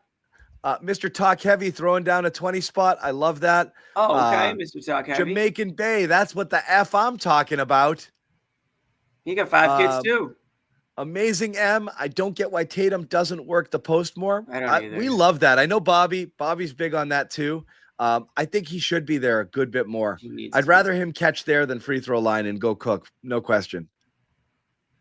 Couple more. Croatian kid. I don't understand that Tatum doesn't show up in big games. People act like Game 7 versus Philly doesn't. Guys, I know he's not. It's not like he's not shown up in all of them. Like you can't have a Tatum conversation about him having the most playoff points, the most playoff games, the most playoff wins, and then find 3 games where he was dominant. It's got to be a bigger number. Sorry. It does. You can't do both. No, you can't talk about the volume, but then ignore. It's got to be more. It's got to be more. We'll end on this one. We'll circle back to some more later. We're going to get to Bobby and Noah. Mr. Talk Heavy throws down a 50 spot. Tatum loves to ignore them open driving lanes as if Bridges really can guard him. That was what's perplexing about how we started out with the Tatum thing, and we'll bring in Bobby and Noah because he lit these guys up in the regular season and isn't to now, and I think that's why people are surprised. So anyway, Noah got her Pritchard game. Bobby got some good Luke minutes. Let's go. Great Pritchard take. They let you guys plug in, which is great because I was worried that wasn't going to happen. The live shot is happening at MSG. They are tough there. So, guys, we got them in 8K. It is precious right now. So I know. So you guys go. Yeah. I want to throw Noah the Pritchard lob, but Thank first I'll give myself some credit because Wow. this series, little muscle pat yourself on the back, Bobby. Way to Threw go. himself a self lob. It should be a sweep. It should be over. I was right. the Knicks. The Kinda. Knicks were not the ones. Yeah, the Knicks were not the ones causing all the issues in Boston. It was self-inflicted. It was 2 20-point leads that they should have converted into wins, and they should be up 3-0 right now. Now, does that mean they're in full control of the series now because they got one? No, but this is the same kind of game, maybe a little bit better, maybe a little more fine-tuned than we saw in Boston, except they didn't completely squander it by collapsing in the second half. And all the stuff Joe said was right there. So I was confident in their ability to come back here because they've been in such great positions in the games early on. And now I'm all the more confident that they're going to win this series. This isn't a Knicks thing. This is a Celtics thing. And that's a long-term concern for me going forward in the playoffs. But I'm not concerned that they're going to lose this series. Yeah, I mean, I think today gives you some, it gives you a little bit more renewed confidence, and it does make you think like they really should have won those first 2 games because there's nothing about this game that was dramatically different, honestly, from the earlier stretches. Obviously, shots were falling, and that was a big part. And I think the things that Joe stressed post game were very accurate, like the live ball turnovers and the closing quarters. Like that's not just too. Sometimes, sometimes he just repeats the margin thing, and it doesn't always resonate. But today, I think it really did. I will say, I thought the extended Payton Pritchard minutes, and I understand that they were in part a result of Drew Holiday getting in foul trouble. They were so good. They were so good, and it's just and Jaylen kind of said it post game, but this team is built right now with the athletic wings, Mikal Bridges, OG Anunoby. Those guys are making life hard for Jaylen Brown and Jayson Tatum. It's not really built to slow down Payton Pritchard, and they haven't prioritized it. And maybe now they will next game, and that'll open up things for Tatum and Brown. But he's that cheat code that they don't really have in Porzingis right now, in the sense that there's another reliable offensive scorer that can kind of take the pressure off of your 2 all-stars. And so in theory, it would have been Porzingis. He's not that guy right now. Like he's limited and he's fighting through it. And he did some good things in this game. We but disagreed a little bit on the Porzingis stuff. I felt like he was great. He was great today? Yeah. Yeah, I think he was impactful last defensively, but he's not doing anything offensively. For He looks like a shell. We haven't even talked about Porzingis, but we'll get there. You're moving the goalposts. Yeah, I mean, was he better than compared to where he was? But I'm talking about the vision when you acquired Porzingis, was that in moments where the offense gets bogged down, you have him as a release valve alongside Tatum and Brown, right? Right now, you don't have that. May I suggest Payton Pritchard? That's what I'm saying. It's like he's it's interesting. Another option that they can kind of go. We're sorry, we're all out of Porzingis tonight. Perhaps I could interest you in a Payton Pritchard. Exactly, John. Thank you. We're fresh out of Kristaps. I couldn't do the whole thing, but that's the bit that I wanted to hear from somebody else. And I agree. Can I get a plate of Pritchard to go, please? Thank you. And I agreed with you on the Pritchard stuff, but I was just wondering where those minutes were going to come from. Porzingis. Yeah. Sorry, Porzingis is tapped. Listen, we can get there in a minute, but on the Pritchard thing, I was wondering where the minutes were going to come from, and they came from Drew. And I know Joe said it was the foul trouble there. We were debating, is it the injury? I think they just went there. I think they just wanted to see more Pritchard. I didn't phrase that well. I was like, what did you see from games 1 and 2 like me that I thought he should say more? I should have been a little bit more open-ended in that question. No, you're right. But I think there is an element of probably the foul trouble was a role. But I mean, if you rewatch those 2 games, which I'm sure they did a million times, it was obvious that he was helping them offensively. Well, he came in late in the first quarter, right? I know, He didn't come in quickly. Yeah. So I think you see him rolling there, and then you just keep it going. And that's pretty much what they did. He kept it going deep into the second quarter. Did he close the second quarter? Yeah, you hit the buzzer, Peter. Yeah. Yep.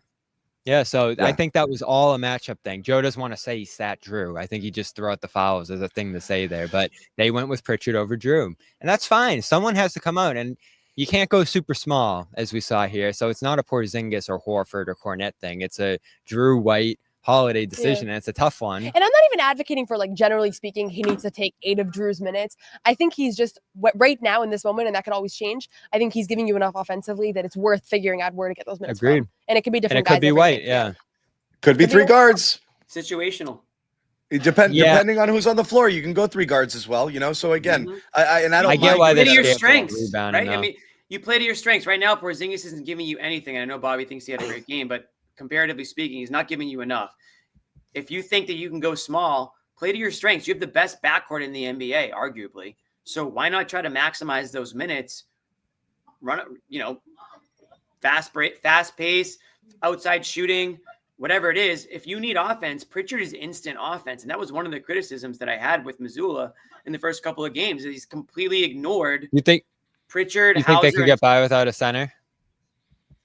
I'm not saying they need to go 48 minutes without a center, but I think that there are certain points in the game. There's nobody. The Knicks are not a physically intimidating team. Their bigs are relatively soft. Towns is not the type of guy that's going to dominate you in the paint. He's a good rebounder, though. Sure, he's a good rebounder, but he's not intimidating in the sense where you feel like you're undersized out there. He's an outside shooter in the same sense. So I think you can get away with it. And again, if you're the Celtics and you're playing small, dictate the game that way. Force New York to adjust. You don't always have to match up with the opponent. And I feel like that's my problem with Celtics sometimes, is that they are not dictating the style of play. However, the Magic play, they're going to combat it. However, the Knicks play, they're going to combat it. Well, how about you put your best 5 guys out there and play the way you want to play? and let the Knicks figure it out. Remember we talked all those years Jimmy, ago, we've always too? talked about that. Yeah, This when is they where had we Hayward differ and with stuff. Bobby. Bobby's like, how are they going to deal with this? I'm like, how are they going to deal with you? Like, if you're the Celtics, you're supposed to be the team that people worry about how to deal with, not the other way around. Like, doesn't mean you're not going to play some matchups every once in a while, but it's the bad team that goes to zone or gets funky or plays a guy they haven't played in forever because they're like the normal thing won't work. So I have to break the mold and try something different. You're not supposed to do that if you're the Celtics. I'll keep pumping up Noah's Pritchard take. Is there anything else you want to take credit for? I think no. I'm going to the Pritchard point. This is Noah's victory lap here. I think this year he's become one of your more important players. Like he's been there every turn when they've played at their best this year. So that's playing your strength, is having one of your best players out there. And he's on been the floor. available all year too, which has been, and Joe pointed it out towards the end of the year when he was asked about his candidacy for Sixth Man of the Year. He said one of the most impactful things he's done this year is that as guys have shuffled in and out of the lineup, he has always played. And so he's kind of become a big part of their identity. The other thing is that he hasn't slumped this year. And I know people don't realize that because his touches went down at points and at some point he scored less. But from an efficiency standpoint, I can see why that happens though. Yeah, he was the most. Tatum doesn't give him the ball. No, I mean, I think part of it was when Porzingis came back, honestly. But if you look at guys, season logs, most players had a month or two where they were really cold on this team. He didn't, and so that's something to lean into right now because if you're in a team-wide slump, there's a guy on the bench that can help you, and I think that you saw that tonight. You saw that it stretches earlier in this playoffs as well. But in the Orlando series, they really prioritized getting the ball out of his hands and taking away the three-point shot. They're not doing that right now, and I think they will in Game 4. You saw it in the second half, them guarding him a little bit more. Yeah, and that's great because that opens things up for the guys that you really need to get going. And so I don't care if he gets the points, but right now he's a threat out there that the Knicks are going to have to respect, right? And that's the valuable thing. Low key, it's not the biggest moment of the game, but one of the coolest Payton Pritchard moments for tonight. What was it? The buzzer beater's great, but there's one thing that I loved. The reverse layup. That he absolutely ripped the ball out of Mikal Bridges' hands on the baseline there on that offensive rebound. Lost the ball three times on the same possession. I loved that. Especially it being Mikal. He just took it like it was candy. Like he just give me that, completely out-muscled him. I loved that. There was a point in the game where I felt like I might have tipped. Not tipped. I mean, they had a comfortable lead the whole time. But Pritchard was a savior. Noah, tell me if I don't know if it's my imagination or not, but late in the game, I put out there like I want the ball in Pritchard's hands, and I know you responded to it. But around that time, like Tatum, they did that like slow it down, give it to Tatum at the free throw line with 8 seconds left, and I'm like, oh, I hate this. Then I feel like the next 2-3 possessions, Tatum was off ball and it did go through Pritchard a little bit more, or they were involving other people. Did you guys see that they did go a little bit away from the let's just give it to Tatum top of the key like thing that has cost them a million leads a million different times before? I thought that was the story of this game. They did it a couple of times and then they stopped. And I'm like, thank God, particularly in the fourth when it got back to 20, right around that time, I'm like, don't do this. Like, don't dip into the teens here and give them hope or give them life. Right. So I love that. I love that Pritchard got involved, or they gave it to White, or Tatum was playing off ball and they just kind of went to do their thing instead of the thing that I feel like they rely on a little bit too often. Yeah, and they didn't force the issue in this one. I feel like they moved the ball more. I feel like they got Holiday in the pocket and had him kick it out of there. They got Pritchard involved a ton at the point of attack. So just relieve Tatum and Brown. You said it to me during the game. This team shouldn't be strictly about Brown and Tatum. I mean, the main difference in this game wasn't Tatum or Brown. Tatum got some early threes to fall, which was different, and Brown had got some shots to fall that he hadn't necessarily gotten to fall. But I thought it was the other guys that were more of a difference. I mean, even finding Derek for those 2 corner threes off of paint touches in the third quarter, like those are the kinds of shots that prevent a team from making a run. And those are in rhythm shots. The chances that he's going to miss those are way lower than just to pass the ball around and he's kind of open, but he wasn't expecting it. It's so, it's so easy to tell when a shot is within the motion of an offense and within rhythm. And that's sometimes what gets lost in the open threes conversation, I think, because exactly. Even analytically, like it looks like a wide open shot, and it is, but the guy didn't know he was getting it. It's not a normal action. And I think tonight they had a lot of in rhythm shots. Yeah. The other thing that was different tonight than in the previous games is you saw Al Horford on 2 nights of rest. And it's unfortunate that he doesn't get it every single time. I wish for his sake. This is it. I think it's going to be the last 2-day rest of the playoffs. Well, no, in the finals. Oh, they get, the in game theory, 7 they one make too. finals. Yeah, so Kids. It makes all the But- difference, right? When he goes 40, that next game's always crap. With 1 day rest, it almost always not crap, but it's he not looked the same. rejuvenated. Yeah. I mean, I'm telling you, like it was when I rewatched the end of game 2, and I did it a few too many times. Like that fourth quarter, Al did not look like Al Horford in big Some moments. awful misses. His legs were flat. He was trying to grab rebounds, and other guys were swooping in. Like that is so out of character for him that I would never question his heart or his He desire. threw down because- alley-oop in this game. Yeah, and I think tonight you saw it. It was like the flip side, and he had some big plays in the second half to fend off that run. And so, I attribute a lot of it to the 2 nights off, because if you look throughout the season, like he's so much better off 2 nights of rest. Unfortunately, they're not going to get that again in the series, and so that's where you hope that maybe Luke can give you a little bit more. Maybe Kristaps can continue to feel better, but that was a big factor here. Is just that he looked rejuvenated. Well, Yeah, let's have that convo real quick because Al was The great. And Porzingis. you're right.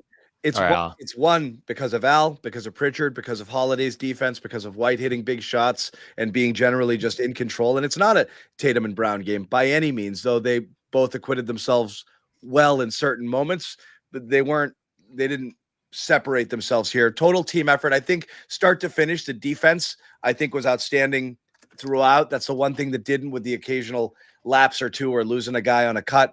And then, getting beat up a teeny bit on the offensive glass there for that stretch by Mitchell Robinson. Defensively, I thought they were on point all game long, and that was the big key. But you guys disagreed about the Porzingis stuff, so I'm curious. I don't think he remotely resembles anything we've come to know. No, he doesn't, but he's not And going the to. strangest thing to me isn't just fatigue. I can understand how after 3, 4, 5 minutes he'd look winded, but he looks like he has zero in the tank entering the game. He can't jump, he can't shoot, he can't hold the ball, he can't get a shot off. It's like all of his powers were sapped all at once. I don't understand what I'm looking at right now. He doesn't resemble Kristaps Porzingis in the least. It would be fine if you got 18 minutes of peak Porzingis. Great. Fine, better than none. You're getting 18 minutes of I have no idea what. He almost doesn't even play tall. He's not. The rebounding was He tough. was struggling on the Weird. defensive glass for sure. Yeah, Weird. I'll just say this. You went from 13 minutes to 18. So that's an improvement. You had several plays in this game where I feel like he got off the ball. If he's not going to be able to make a quick move and score, I think you can still draw some guys into the paint area and kick out to the perimeter off of that. There was a nice free throw attempt that he drew, finally scoring or finally looking for his own shot where you could, get a scoring play. And I know he split the free throws there, but every point mattered when you're maintaining a 20-point lead there as they were doing. So it was an important point. So again, I'm judging him on the scale of he's not looking very good right now. You don't know if he's going to be able to play his normal minutes or his normal impact. So the fact that he was just a little bit better than that game too, which I came out of saying, do you even play him at this point? I still think the answer is yes, because I love the Luke minutes. I love the Al minutes, but it's having all 3 of them in rotation that I think has made them special. And his ability to play the perimeter, he played a little bit with Luke where he got the ball inside to Luke. So listen, I'm totally agreeing with you guys. He looks horrible compared to his usual self, but compared to games 1 and 2, I actually thought that he had some good moments in game 2. Also, like if they had ended up winning that game, I think we'd be looking back and being like, he made some big plays in the second half that helped them fend things off. I'll just say you have to just look at him as a completely different asset right now. He's no longer your third star that is maybe going to go off for 30. He's a guy that can come in and alter shots around the basket. And I thought he did a good job of that in the second half and maybe get a couple putbacks. And he still has certain things that are innate about him. Like his length is innate. That's not going away. But he's a shell of what he was during the season for them. And the question is that going to change throughout this playoff run? The reporting that we've seen is that he got this big crash at the beginning of this round. So I don't think that anything that happened in the Orlando series had much to do with this illness. From what Shams reported earlier today, it's I'm that so confused. He had a crash right ahead of game 1 of this series, and therefore, could that recover? And maybe he'll be fine in a couple of games. This whole thing is so confusing, but he is now just somebody you can bring off the bench that can give you some, 18 minutes of hopefully energy and length and shot altering rather than a guy that's going to give you a ton of offense. And can you build back up into the 20-minute range, 30-minute? That's going to be important. Him getting at least closer to who he usually is. Yeah, because if this is what it is, I've said it. It's tough. You don't know whether you're going to keep him in a game after his first stint if he's not looking good. You don't know if you want to go back to him later, give him another chance. I think it just creates some really difficult decisions for Mazzulla. And again, I was of the feeling coming in this game that if he didn't look good in that first stint, they should just completely get away from him. Yeah. But they did go to him for the 18 total minutes. And I don't know. What do you finish plus minus wise, John? Plus 11. John, you're muted. Yeah. Yeah, got him. Got him muted. Yeah, he finished plus solid. 11, Bobby. Yeah. That's solid. Here's I the mean, I thing know about you won by Porzingis. like 1 million, but He's obviously not himself, and it seems to be he's dealing with still the recovery of like the viral illness that he had. here comes Jimmy's diagnosis. This is where cousin Joey comes in. Listen, kid, tell me.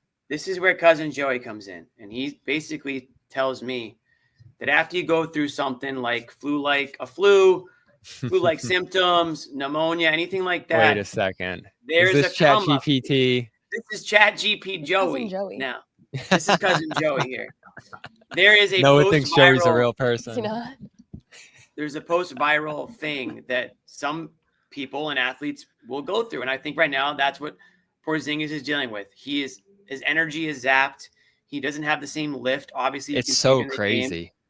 The other thing, and this is another cousin Joey question, is, and I know the team hasn't said anything about this, but when Porzingis got knocked in the head, could he have sustained a concussion, and could he be dealing with concussion symptoms? This shit is so dumb. These are just things that we're tossing out there. We don't know. He did get knocked pretty hard.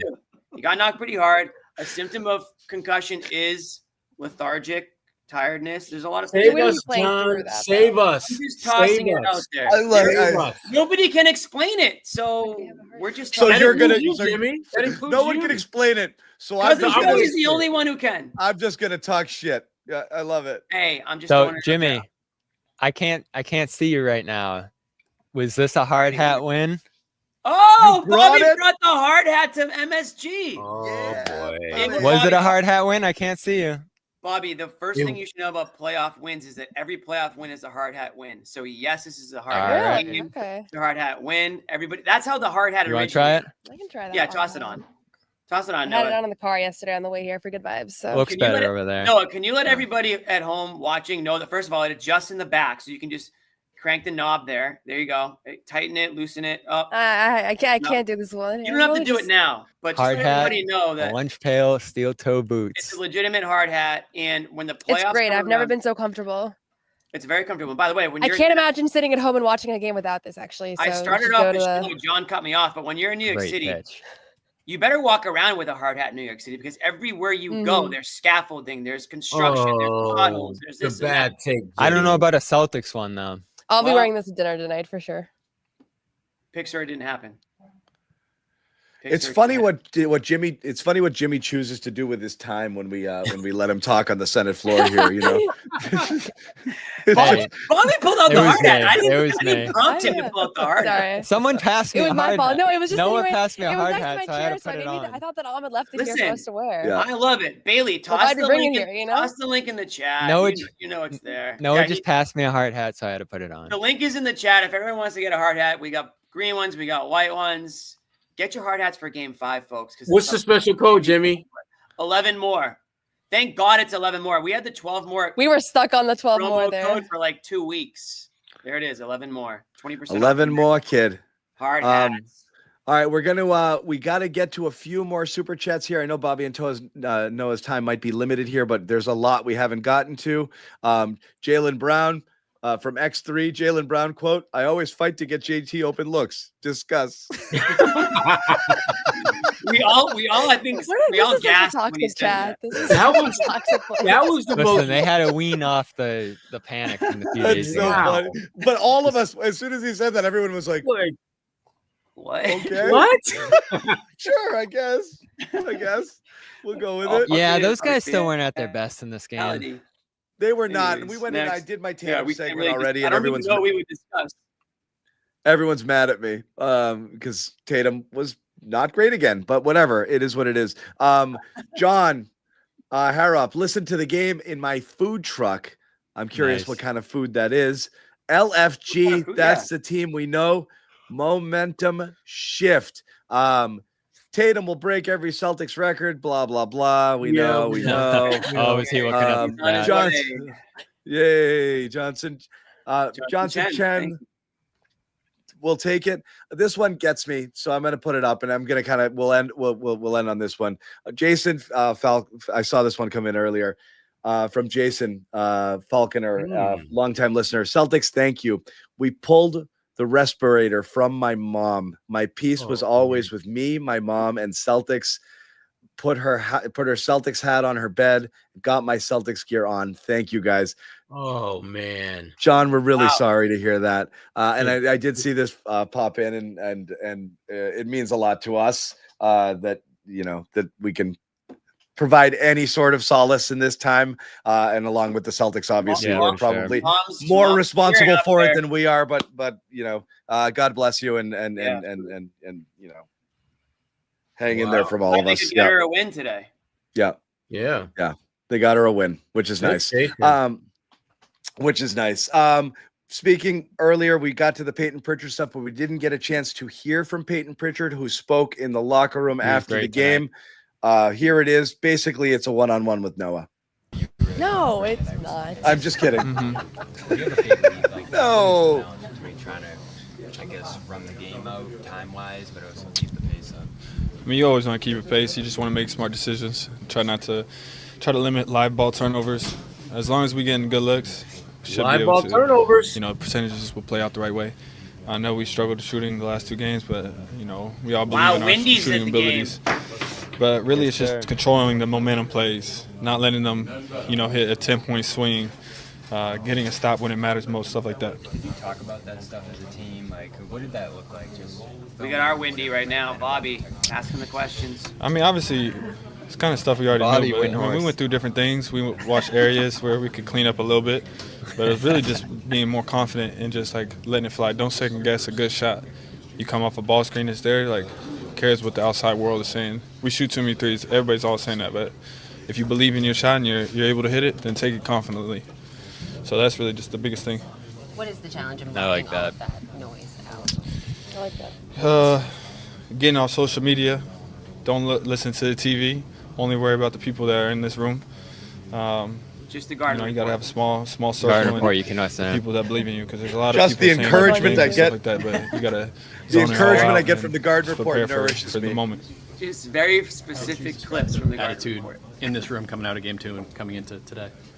I mean, obviously we're disappointed after game 2. We're competitors. We let it slip, but you got to move on to the next one. You got to take care of game 3. It's a must win. And now it's on to game 4. We got to have the same mindset coming in and trying to bring it to 2-2 and bring it back home. Not that you guys never want to turn it over at all, but what's the key to avoiding the live ball turnovers throughout the course of the game? Just reading the defense. If the overhelp is there, don't try to necessarily split it, or just make sure you take care of it. Turnovers are going to happen. It's just part of the game. But if we can eliminate the bad ones where they just lead to leak outs or a transition 3, those are big momentum swings. So stuff like that. If you see the overhelp, you got to get off of it, come back to it, stuff like that. What do you think the key was to your success offensively tonight? Or is anything you're seeing in that Knicks defense that you're kind of taking advantage of? Just got to maintain my aggressiveness. Any chance I get, attack the paint, but always be hunting the 3-ball, obviously. But I thought I did a good job of sometimes I owe it getting to in the you, paint, Noah. making a play. But for me, it's just about energy. Coming in, if I got to get a rebound, get an assist, get a stop, hit a big shot, got to be ready for everything. Joe really stress end of quarter scenarios. 100%. Yeah, what goes into tightening? All right, end of quarters are important. Wendy couldn't even get a word in. Bobby and Noah were all over it. We're all over it. Dominating. Just bodied that guy. Bodied Wendy right out of there. There you As go. we deserve to. I will say, back to that turnover A lot of point. miles we put in for that. You mentioned that play earlier, John, where he ripped the ball away from Bridges or whoever it was. That's a turnover right there that happened, and they get it back. Then he got fouled. That was an awesome play, to go back to what you said earlier there. But I do have apologies due. This isn't an apology cam. To me? No, to Joe. Joe was much better in this game. Oh, and I'll give him this. You don't need to do that. I'll give him this. The timeouts were great. Yeah, I'm not going full apology cam here because I still Timeouts were disagree. freaking great. So simple, but they were great. Anyway, go ahead. They were great. And I still disagree with the Robinson stuff, but it worked tonight. It worked tonight. It definitely threw the Knicks off. It definitely made everyone in the building just go, oh, he's airball. And he just did it over and over and over again. And then how can you at the free throw line put your head down and just collapse mentally on the court like he did in that moment? They were done the second that happened. So credit to Joe. He said after the game that you got to stick with that despite the results. And him sticking with that was a big deal tonight. I can't believe that there's not somebody out there that can help Mitchell Robinson not shoot 10% from the free throw line. And it's so these bad. attempts it's are so far off. I know there's a couple guys in the league that are victim to the hacka thing. Like I understand it's not just him, but he's at another level. Yeah, that's why I understand why Joe's so fixated on it, because you see the way and he's moping and he's going to the baseline and everything. He's devastated when he comes out. I just don't like when you're getting fouls. Like if you're in the bonus, I think it's one thing. To put yourself in the bonus for that reason is tough. The way they did in game 2 was not smart. But it might have been misexecuted. I was thinking that there was a moment in game 2 where somebody fouled, forget who, but Porzingis. Was it Porzingis? Yeah. And they weren't in the bonus. And I looked over at Joe, and I don't think that Joe wanted him to foul. So it's possible that it's not always that like they're not executing what he wants correctly, which is elementary. Like they should not be fouling if they're not supposed to. But you're right. Today worked perfectly. How do you feel about it, John?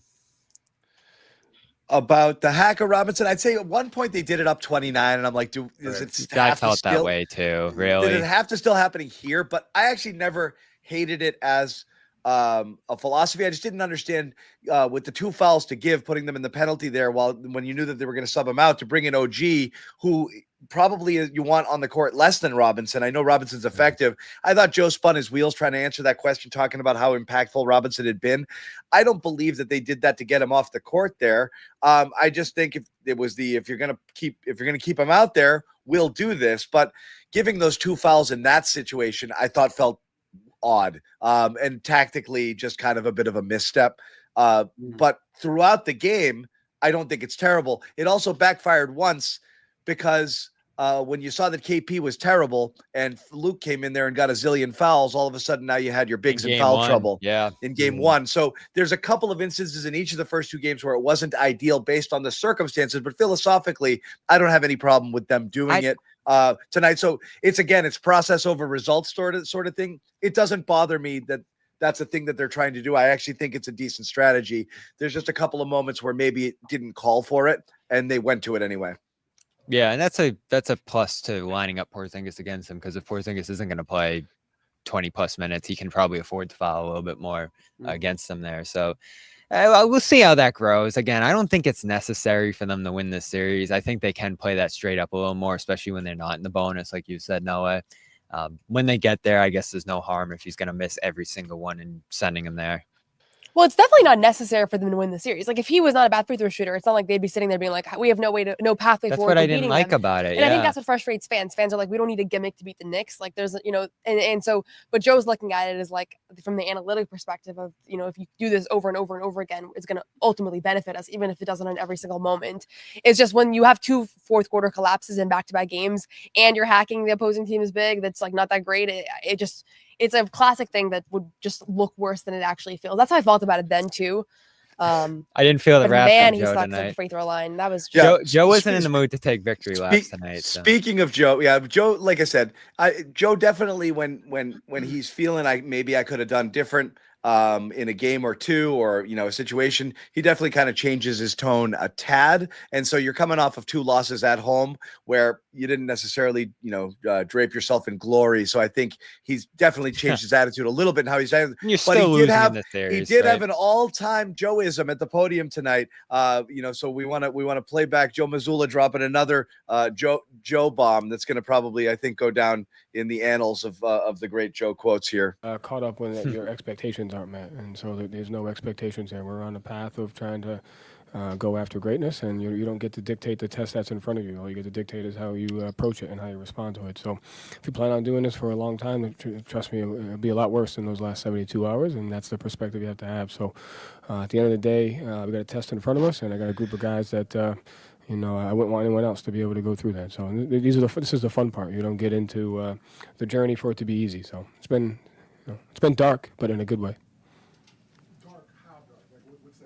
I mean, like, just gotta tap into the darkness. And Sherrod. So we gotta do it. That's it. You What are you just talked saying? over it. You just talked over the quote. We can get to the end of it. We can fast forward to the end of it. Caught up with your expectations. It's been dark, but in a good way. There you go. I mean, like, you just got to tap into your darkness, and that's it. Like, so we got to do it. That's it. And there it is. Tap. There it is. There's Bane. You just Nice. got to tap into your darkness. Joe Mazzulla. When we're after sitting in there too, you can see him feeling out, trying to get there, and then he finally got there with the follow-up question. He's always working into one of the Joe quotes. Sometimes it takes him a minute. I think that's the quote that like is gonna make the headlines. But I actually liked what he said previously about like if you're gonna do this for a long time, the last 72 hours is kind of like the least of it, because on the outside it is like I was thinking to myself, this was just an absolute disaster of a 2-game series. First 2 games of the series. I don't like to be over-inflammatory and all that stuff, but it was hard to not be after watching those. You said they were done. I didn't say they were done. They were going to lose. Yeah. Pull the tape. You said they were going to lose. I was leaning against them. I know. feel I'm just differently now. guys. But I my was point just. is- I'm just setting up. I'm just setting up a meme that I put on the screen. I know, that's but I all. actually, but I thought there was some good Yeah, wisdom in that clip. This I is don't know just why a I was- long play for John. This was just a long play for me to get a cool little full screen on there of Joe dressed as Bane tapping into his darkness. But don't you like what he said before that though? Isn't it kind of? I do. I insightful just when like you the think about it? poetry of you got to tap I into your know. darkness as a T-shirt. You know what I mean? Okay, I'm sorry. It's Hold not on, let me write necessarily. that down. Let me Yeah. write Is that there down. one for both though? We can do the Yeah. T-shirt and the quote. I like that. You No know one that. else. No one else I'd rather do it with. That's how I feel about the Garden Report. No one Yeah, else I'd rather do the show there with. it is, Bobby. I Speaking of hated that people, segue. It's Nice. a terrible segue. Well, Noah So doesn't feel the same way. but- Noah, she does we're- not. We're Noah's still like, working on Noah. She hasn't tapped into her darkness yet. That's all. That's all. I lost know. audio. She'll get there. Noah's not long for this No, show. I didn't Um, actually. let's Stuff like Let's get a couple more super chats on here. Qmar, you should get McLovin on here with you guys. He's a huge Celtics fan. He is. We've been trying to get Grant Williams on. Can't call him McLovin though. Rule yeah, number one. Jimmy, this is your next assignment on Twitter. Rule number Yeah. one: if you call McLovin, he immediately He's not done? gonna- He's done with you. So just word He's to the done. wise. Though a better role play than later. McLovin was his part in Role Models. If you guys haven't seen that, was he in that? it's- Oh, my yeah, he was, like, God, is super that nerd. funny? That is a good. That is so funny. Did Noah just Anyway, ask who McLovin was? It Yeah, doesn't she matter. did. That's Jimmy. Come I on. try to let her off the hook. Okay. Kevin Rogers, late She on the did ask Tatum that. stuff. No, no. Actually, I'll get to Kevin's in a minute. Joe B, play of the That game, movie's holiday so tip funny. out pass to D White for a corner three. Yeah, 100%. Play of the Huge, game. huge game. Mm. $5 from Dr. Headcase. No comment here, but thank you so much. Thank Jason you. Tatum following up, sending prayers to Jason Falconer and his family. The Seas will win for mom. Shout out Mama Thanks. JF. God bless, friend. Thank you, chat. Taking care of chat here. Garden That's really Report nice. family. I think right the there. Celtics are gonna win too. Garden Report fan. Bobby, we're having a moment, Bobby. You do think they're going to win? I just Bobby's agree. breaking down the place. PP plays with playoff intensity, hard hat effort here. Mr. Hard Talk hat. Heavy, Tracy Morgan might throw up. That's not nice. He was sick. If Uh, they lose Monday, or he might That's the check his craziest emails thing when they we've all lose. seen. Jeez. The Mr. Talk Terps Heavy. matter. Knicks fans smoke mids and sprayed packs. I don't Okay. speak. I don't The speak kids need to jive. translate that. Noah, can you break that one down for us? No, I just love when John's like figuring out what they say in real time. It's just, Great I ass. was gonna say you thought this was a lot it more. always looks like he didn't read it first. It's just like as it's coming out of his mouth, he's reading He the chat definitely first. didn't read that one I first. don't speak this language. I was trying to figure out. It's like you're decoding. Noah thought this whole thing was so funny the other day. I was trying to figure out why, but now I get I it. don't know. It's just the way Okay, he's and reading it. lastly, we had this convo, so we'll have it with you guys as well. X3, JT has decided not to attack the lane as much since he injured his wrist on a drive. I don't know if that's I don't necessarily the think case that's related. in the Orlando series. Too much hacking going on there in the playoffs. And then someone else throwing in Kevin Rogers late on the Tatum stuff. We will never see him consistently Never heard. carry the team. You Because- got a sticky because of the keyboard here, but keyboard, that's yeah. fine. Because of the team Around him. around him, it should say. I'm sure he can do it, but the team isn't Butler that way. Better that Built- way. Built Better. that way. Built that way. Built that way. Can't That was blame a him for Freudian that. Can't blame him for that. Yeah. Can't blame him Kevin, for that. So uh, Kevin, yeah. I know the Pour one sentiment here, out. but So out for the me, bud. question that everyone asks, fair or not fair, and it's a tired conversation, and I hate the face of the NBA stuff, and I hate the idea that superstars are supposed to drop 50 every single game while also making all of their teammates better. However, we talked about this was a really important game for Tatum because this was failure on a very large stage. And if they went out and laid an egg tonight, if they lost and he had this stat line tonight, he would have caught a lot of crap. He didn't play a great game. Threes fell. He still can't get it going to the paint. What is it that the Knicks are doing that Orlando didn't do? This is what I'm baffled by. We came off 3 straight games against a very, very good physical defense, and Tatum was playing at a level never before seen. It felt like he was on a different planet in terms of the patience, the control, knowing when to attack, it's a much knowing when different not defense. to. And it's different, but why is he like so I think flummoxed by packed. I think the paint's so packed right now. And, Yeah, hitting it is. shots is what's going to open that up. Like, they've been able to do that, the Knicks, because the Celtics aren't hitting those shots. And they're dropping. But he can't get around Cat. He can't get around Brunson. But It's weird. Cat's standing there like a wall. Like, he's not moving. You're just running right into him. And then other guys But are coming in you're from hunting corners. that switch. You're hunting it supposedly because he should be able to They're not get whatever switching he it, wants. though. Yeah, they're keeping those guys back. And that's why it's so great to see them finally hit shots in this game, and Tatum especially, because now you might have to pull some of those guys up. You might have to bring some of those guys out if you're the Knicks and not collapse inside. They've tried to zone it up too. Like, it's been a tough defense, and it's been unpredictable too. I asked Tibbs about that before the game, like how they've been so unpredictable, and he said a lot of it is just like 2 guys knowing whether they're switching together or whether they're blitzing together, and just having that built in. I think that, I haven't given the Knicks a lot of credit, but their defensive game plan, I think, has been really good against Tatum. And it hasn't just kept Tatum out of the paint. Brown's a guy who gets to the paint all the time, and he's even had trouble getting in there cleanly. Yeah, they're timing the doubles really well. And I think, like, historically, I feel like teams double Tatum and he just makes the pass, but they're cutting off his passing lanes a little bit too. So I do think it's been a really good defensive scheme. I also think he's just missing bunnies, like, throughout the series. From the 2-point range. From the 2-point especially. range, at the basket, like, layups. And it's not just been him, but even today, I was like, the first couple shots that he took, I'm like, oh my God, he got right to where he wanted to get to, and he just didn't deliver. And so I think when guys are missing threes, it's easy to be like, okay, they're in a shooting slump from 3. Like, that's part of the game. Don't shoot him anymore. It's also sometimes part of the game to just lose your touch around the rim a little bit. And I think you're seeing a combination of some good defensive scheming from New York, but also he's gotten to spots, shots that would fall at a very high clip all season long have just not fallen in these 3 games. So I do think that's going to turn. At one point he was 5 for 8 from 3 and 2 for 10 from the inside. And I look back at some of those looks, and I'm like, he had some good looks that just are not falling right now.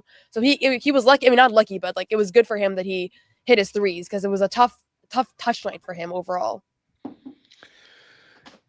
Sure. Yeah. And I agree. I think they are, because I think that they are doing a really good job at hedging, right? They're staying out to be able to get out to the shooters, but you can see they're looking. I think so much of that has to do with Tatum sometimes being a little too deliberate, and that's why he's just got to get it and make that decision quicker. Yeah, the set him up top of the key is a killer. That's what gets him all the time, in my opinion. It's when everybody's like, okay, so he's gonna try to go, and then he's got one of 2 choices, particularly when they don't get into their set until 10 seconds left on the clock. He's got to get around. He's got to get to the basket, and they're waiting to collapse, or he's got to take a contested mid-range, which they'll live with. So I think they just got to get into stuff a little bit faster. You saw it a little bit here. The pace was so much better tonight. The pace was much better. Broadcast talked about it a Pritchard ton. effect.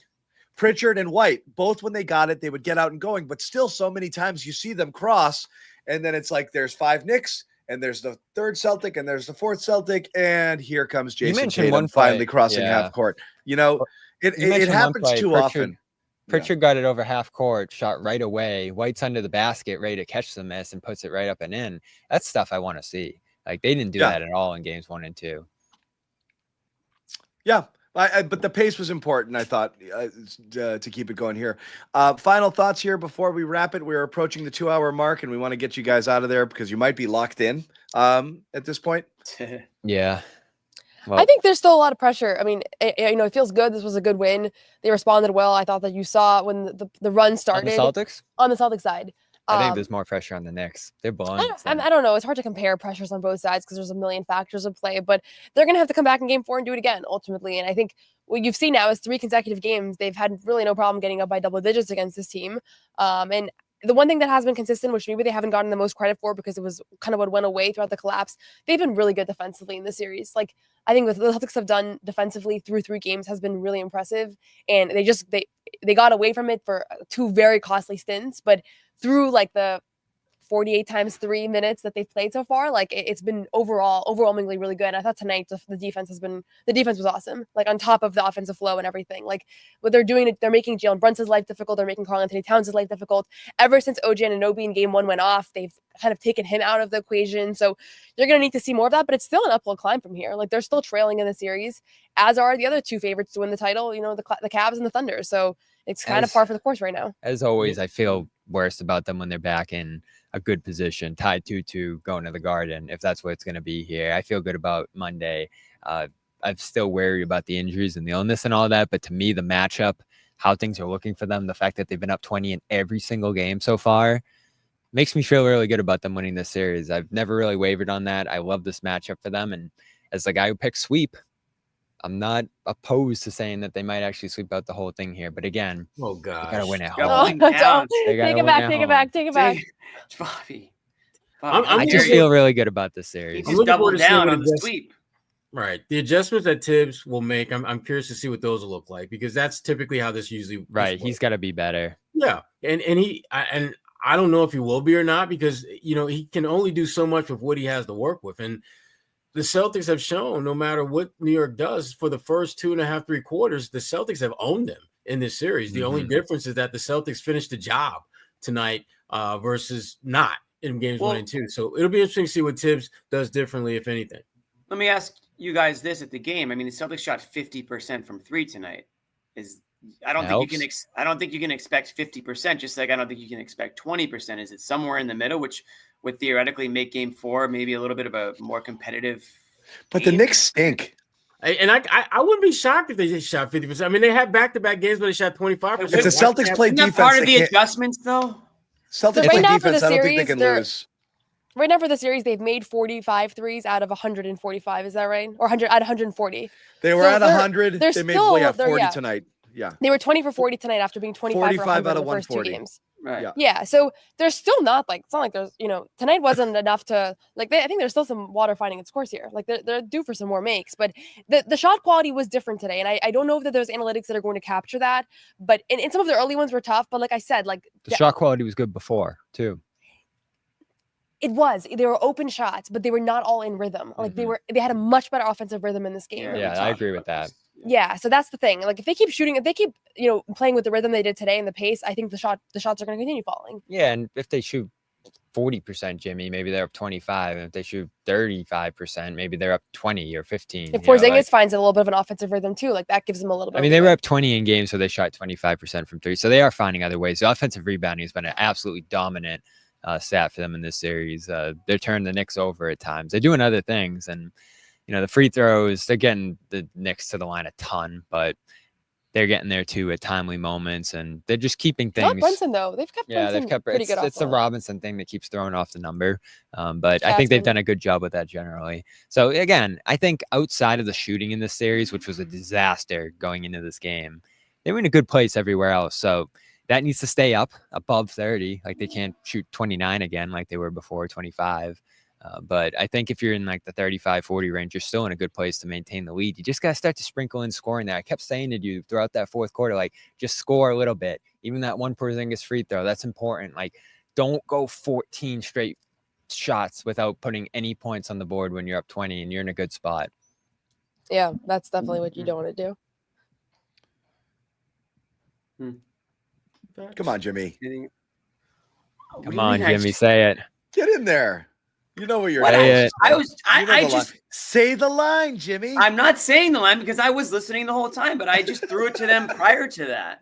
So I don't know. I thought maybe you wanted to go around the horn here. I will say, John. I do feel that, like, I think it's impossible that Kristaps Porzingis, like someone put it in the chat, that the Monstars, someone sapped all of his power. Like that's what it feels like. I do feel he will remember basketball at some point. Like that's what it's looked he like. Doesn't have like it looks like he mentally is getting impacted. Like he's in the wrong spot. Like stuff like that. Where I'm like, wait, I don't get it. Yeah, it's so weird. Hey, you gotta be quick to your spots. Yeah, like play maybe that's this what it game, is. right? It's just Everything is off. His Speed, spacing sometimes, even in his pick and rolls, he's still in the way. It's baffling because again, it doesn't make sense. If you were just winded, we've all I've played out of shape basketball before. I'm good for a minute or two, and then it's like, all right, I'm gonna skip this trip down. It's different. Yes, it's different. It's not out of shape. Gone. It's more of like an instantaneous thing, right? Didn't Jaylen say like a week ago that Kristaps is in the best shape since he's been here? Not like anymore. Remember when you asked him about that? Yeah. It was like, this is the best shape he's been in. So this is something, But I agree with you. I think he's due for like a little bit of a leap here. Like I think he's gonna have an offensive moment at some point. A stint where all of a sudden he's back. That's not like based off of anything I've seen. You like him coming off the bench? Oh yeah. You have to if he's not going to be able to play 35 minutes. No question. Right. Yeah. Exactly. I mean, my idea when I really wanted him off the bench was I wanted him to come off the bench and like kill a little bit offensively, like go at the other team's back a big, like exploit that. But you're not really opportunities. You're not really seeing that right now. But like in theory, that would be the whole point of him coming off the bench would be the even more mismatches and. That is still the one lingering concern here is if that goes the wrong way. But what? It looks like it's going the right way. The Porzingis stuff. Oh but yeah, that's worse. You're still in a weird, like, for Jimmy's point of can you shoot 50% from three? Well, two things happen. One, you might not shoot that percentage, but they still only shot 40. So it wasn't one of those massive, let's get up as many as we can sort of games. So yeah, obviously a high percentage went down, but if you shot 20 for 50, it would be like normal, and that's their normal, their normal output. So it's not crazy, but they're also doing it without Jayson Tatum having had a great game. Brown hasn't had a great game. You're playing without Sam Hauser, who possibly could return as well. I know that's a smaller thing.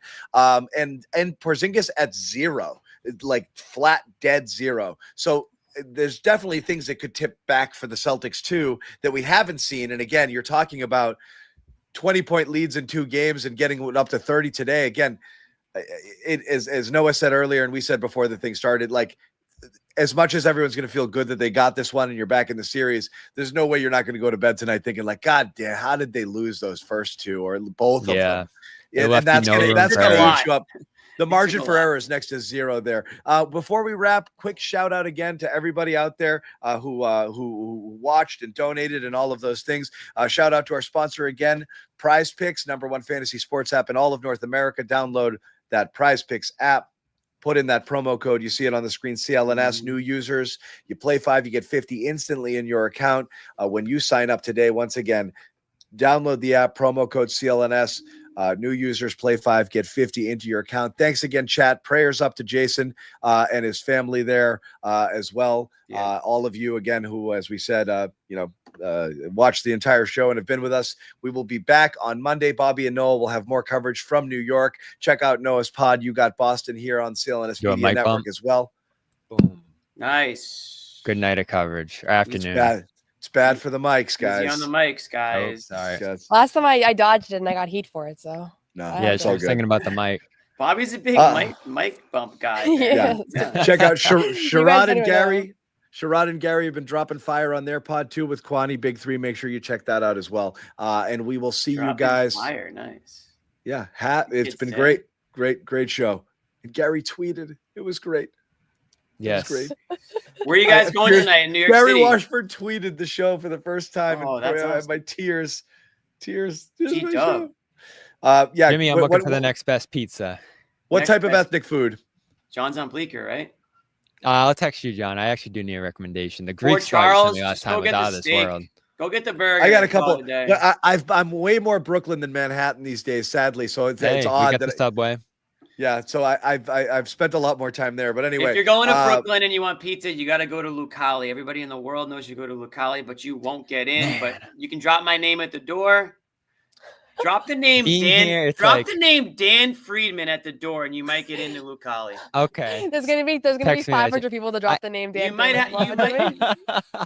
Big mistake. If not, you could check out Lindustry. That's actually really good too in Williamsburg. I'm just as someone who loves food, I'm just overwhelmed right now because I want to try everything in the city. It's great being here. Like it's a dream. It's great. Jimmy hates it. Jimmy's Homer Simpson versus New York, but the rest of us love it. You hate New York, Jimmy? That's how we started the show. I hate New York too. And now we're ending it. Let's go, Noah. Let's go, Noah. Come on. Got I'm scared to this. say that You got here. this. You know what I hate about New York the most? Knicks fans. And that's the show. See you guys. All right. These guys are running out of batteries too, so we are gonna before they dip out here. We'll see you guys later. Thanks so much. Thanks to Bobby and Noah doing good work down there. Thank you, Amit and Richie, also having to deal with a bunch of crap in New York. Shout It's out not to an these easy guys. assignment for the guys having to do technical stuff there. So those guys are jumping through a ton of hoops to get it done. And Bailey Kennedy working as a guy behind the scenes here producing for us. Thanks to everybody involved. Thanks, Garden Report family. We will see you guys on Monday. No one's sneaking a vegan brownie by me, I'll tell you that. Okay, you know what, John? We're going to do it. You have to feel that way too, Bobby. I have to Say it. feel that Say way. it. Let's fight out over and make Luke your first center. Bobby, we gave you Luke hour early. We're not going to end this on a damn conversation about Luke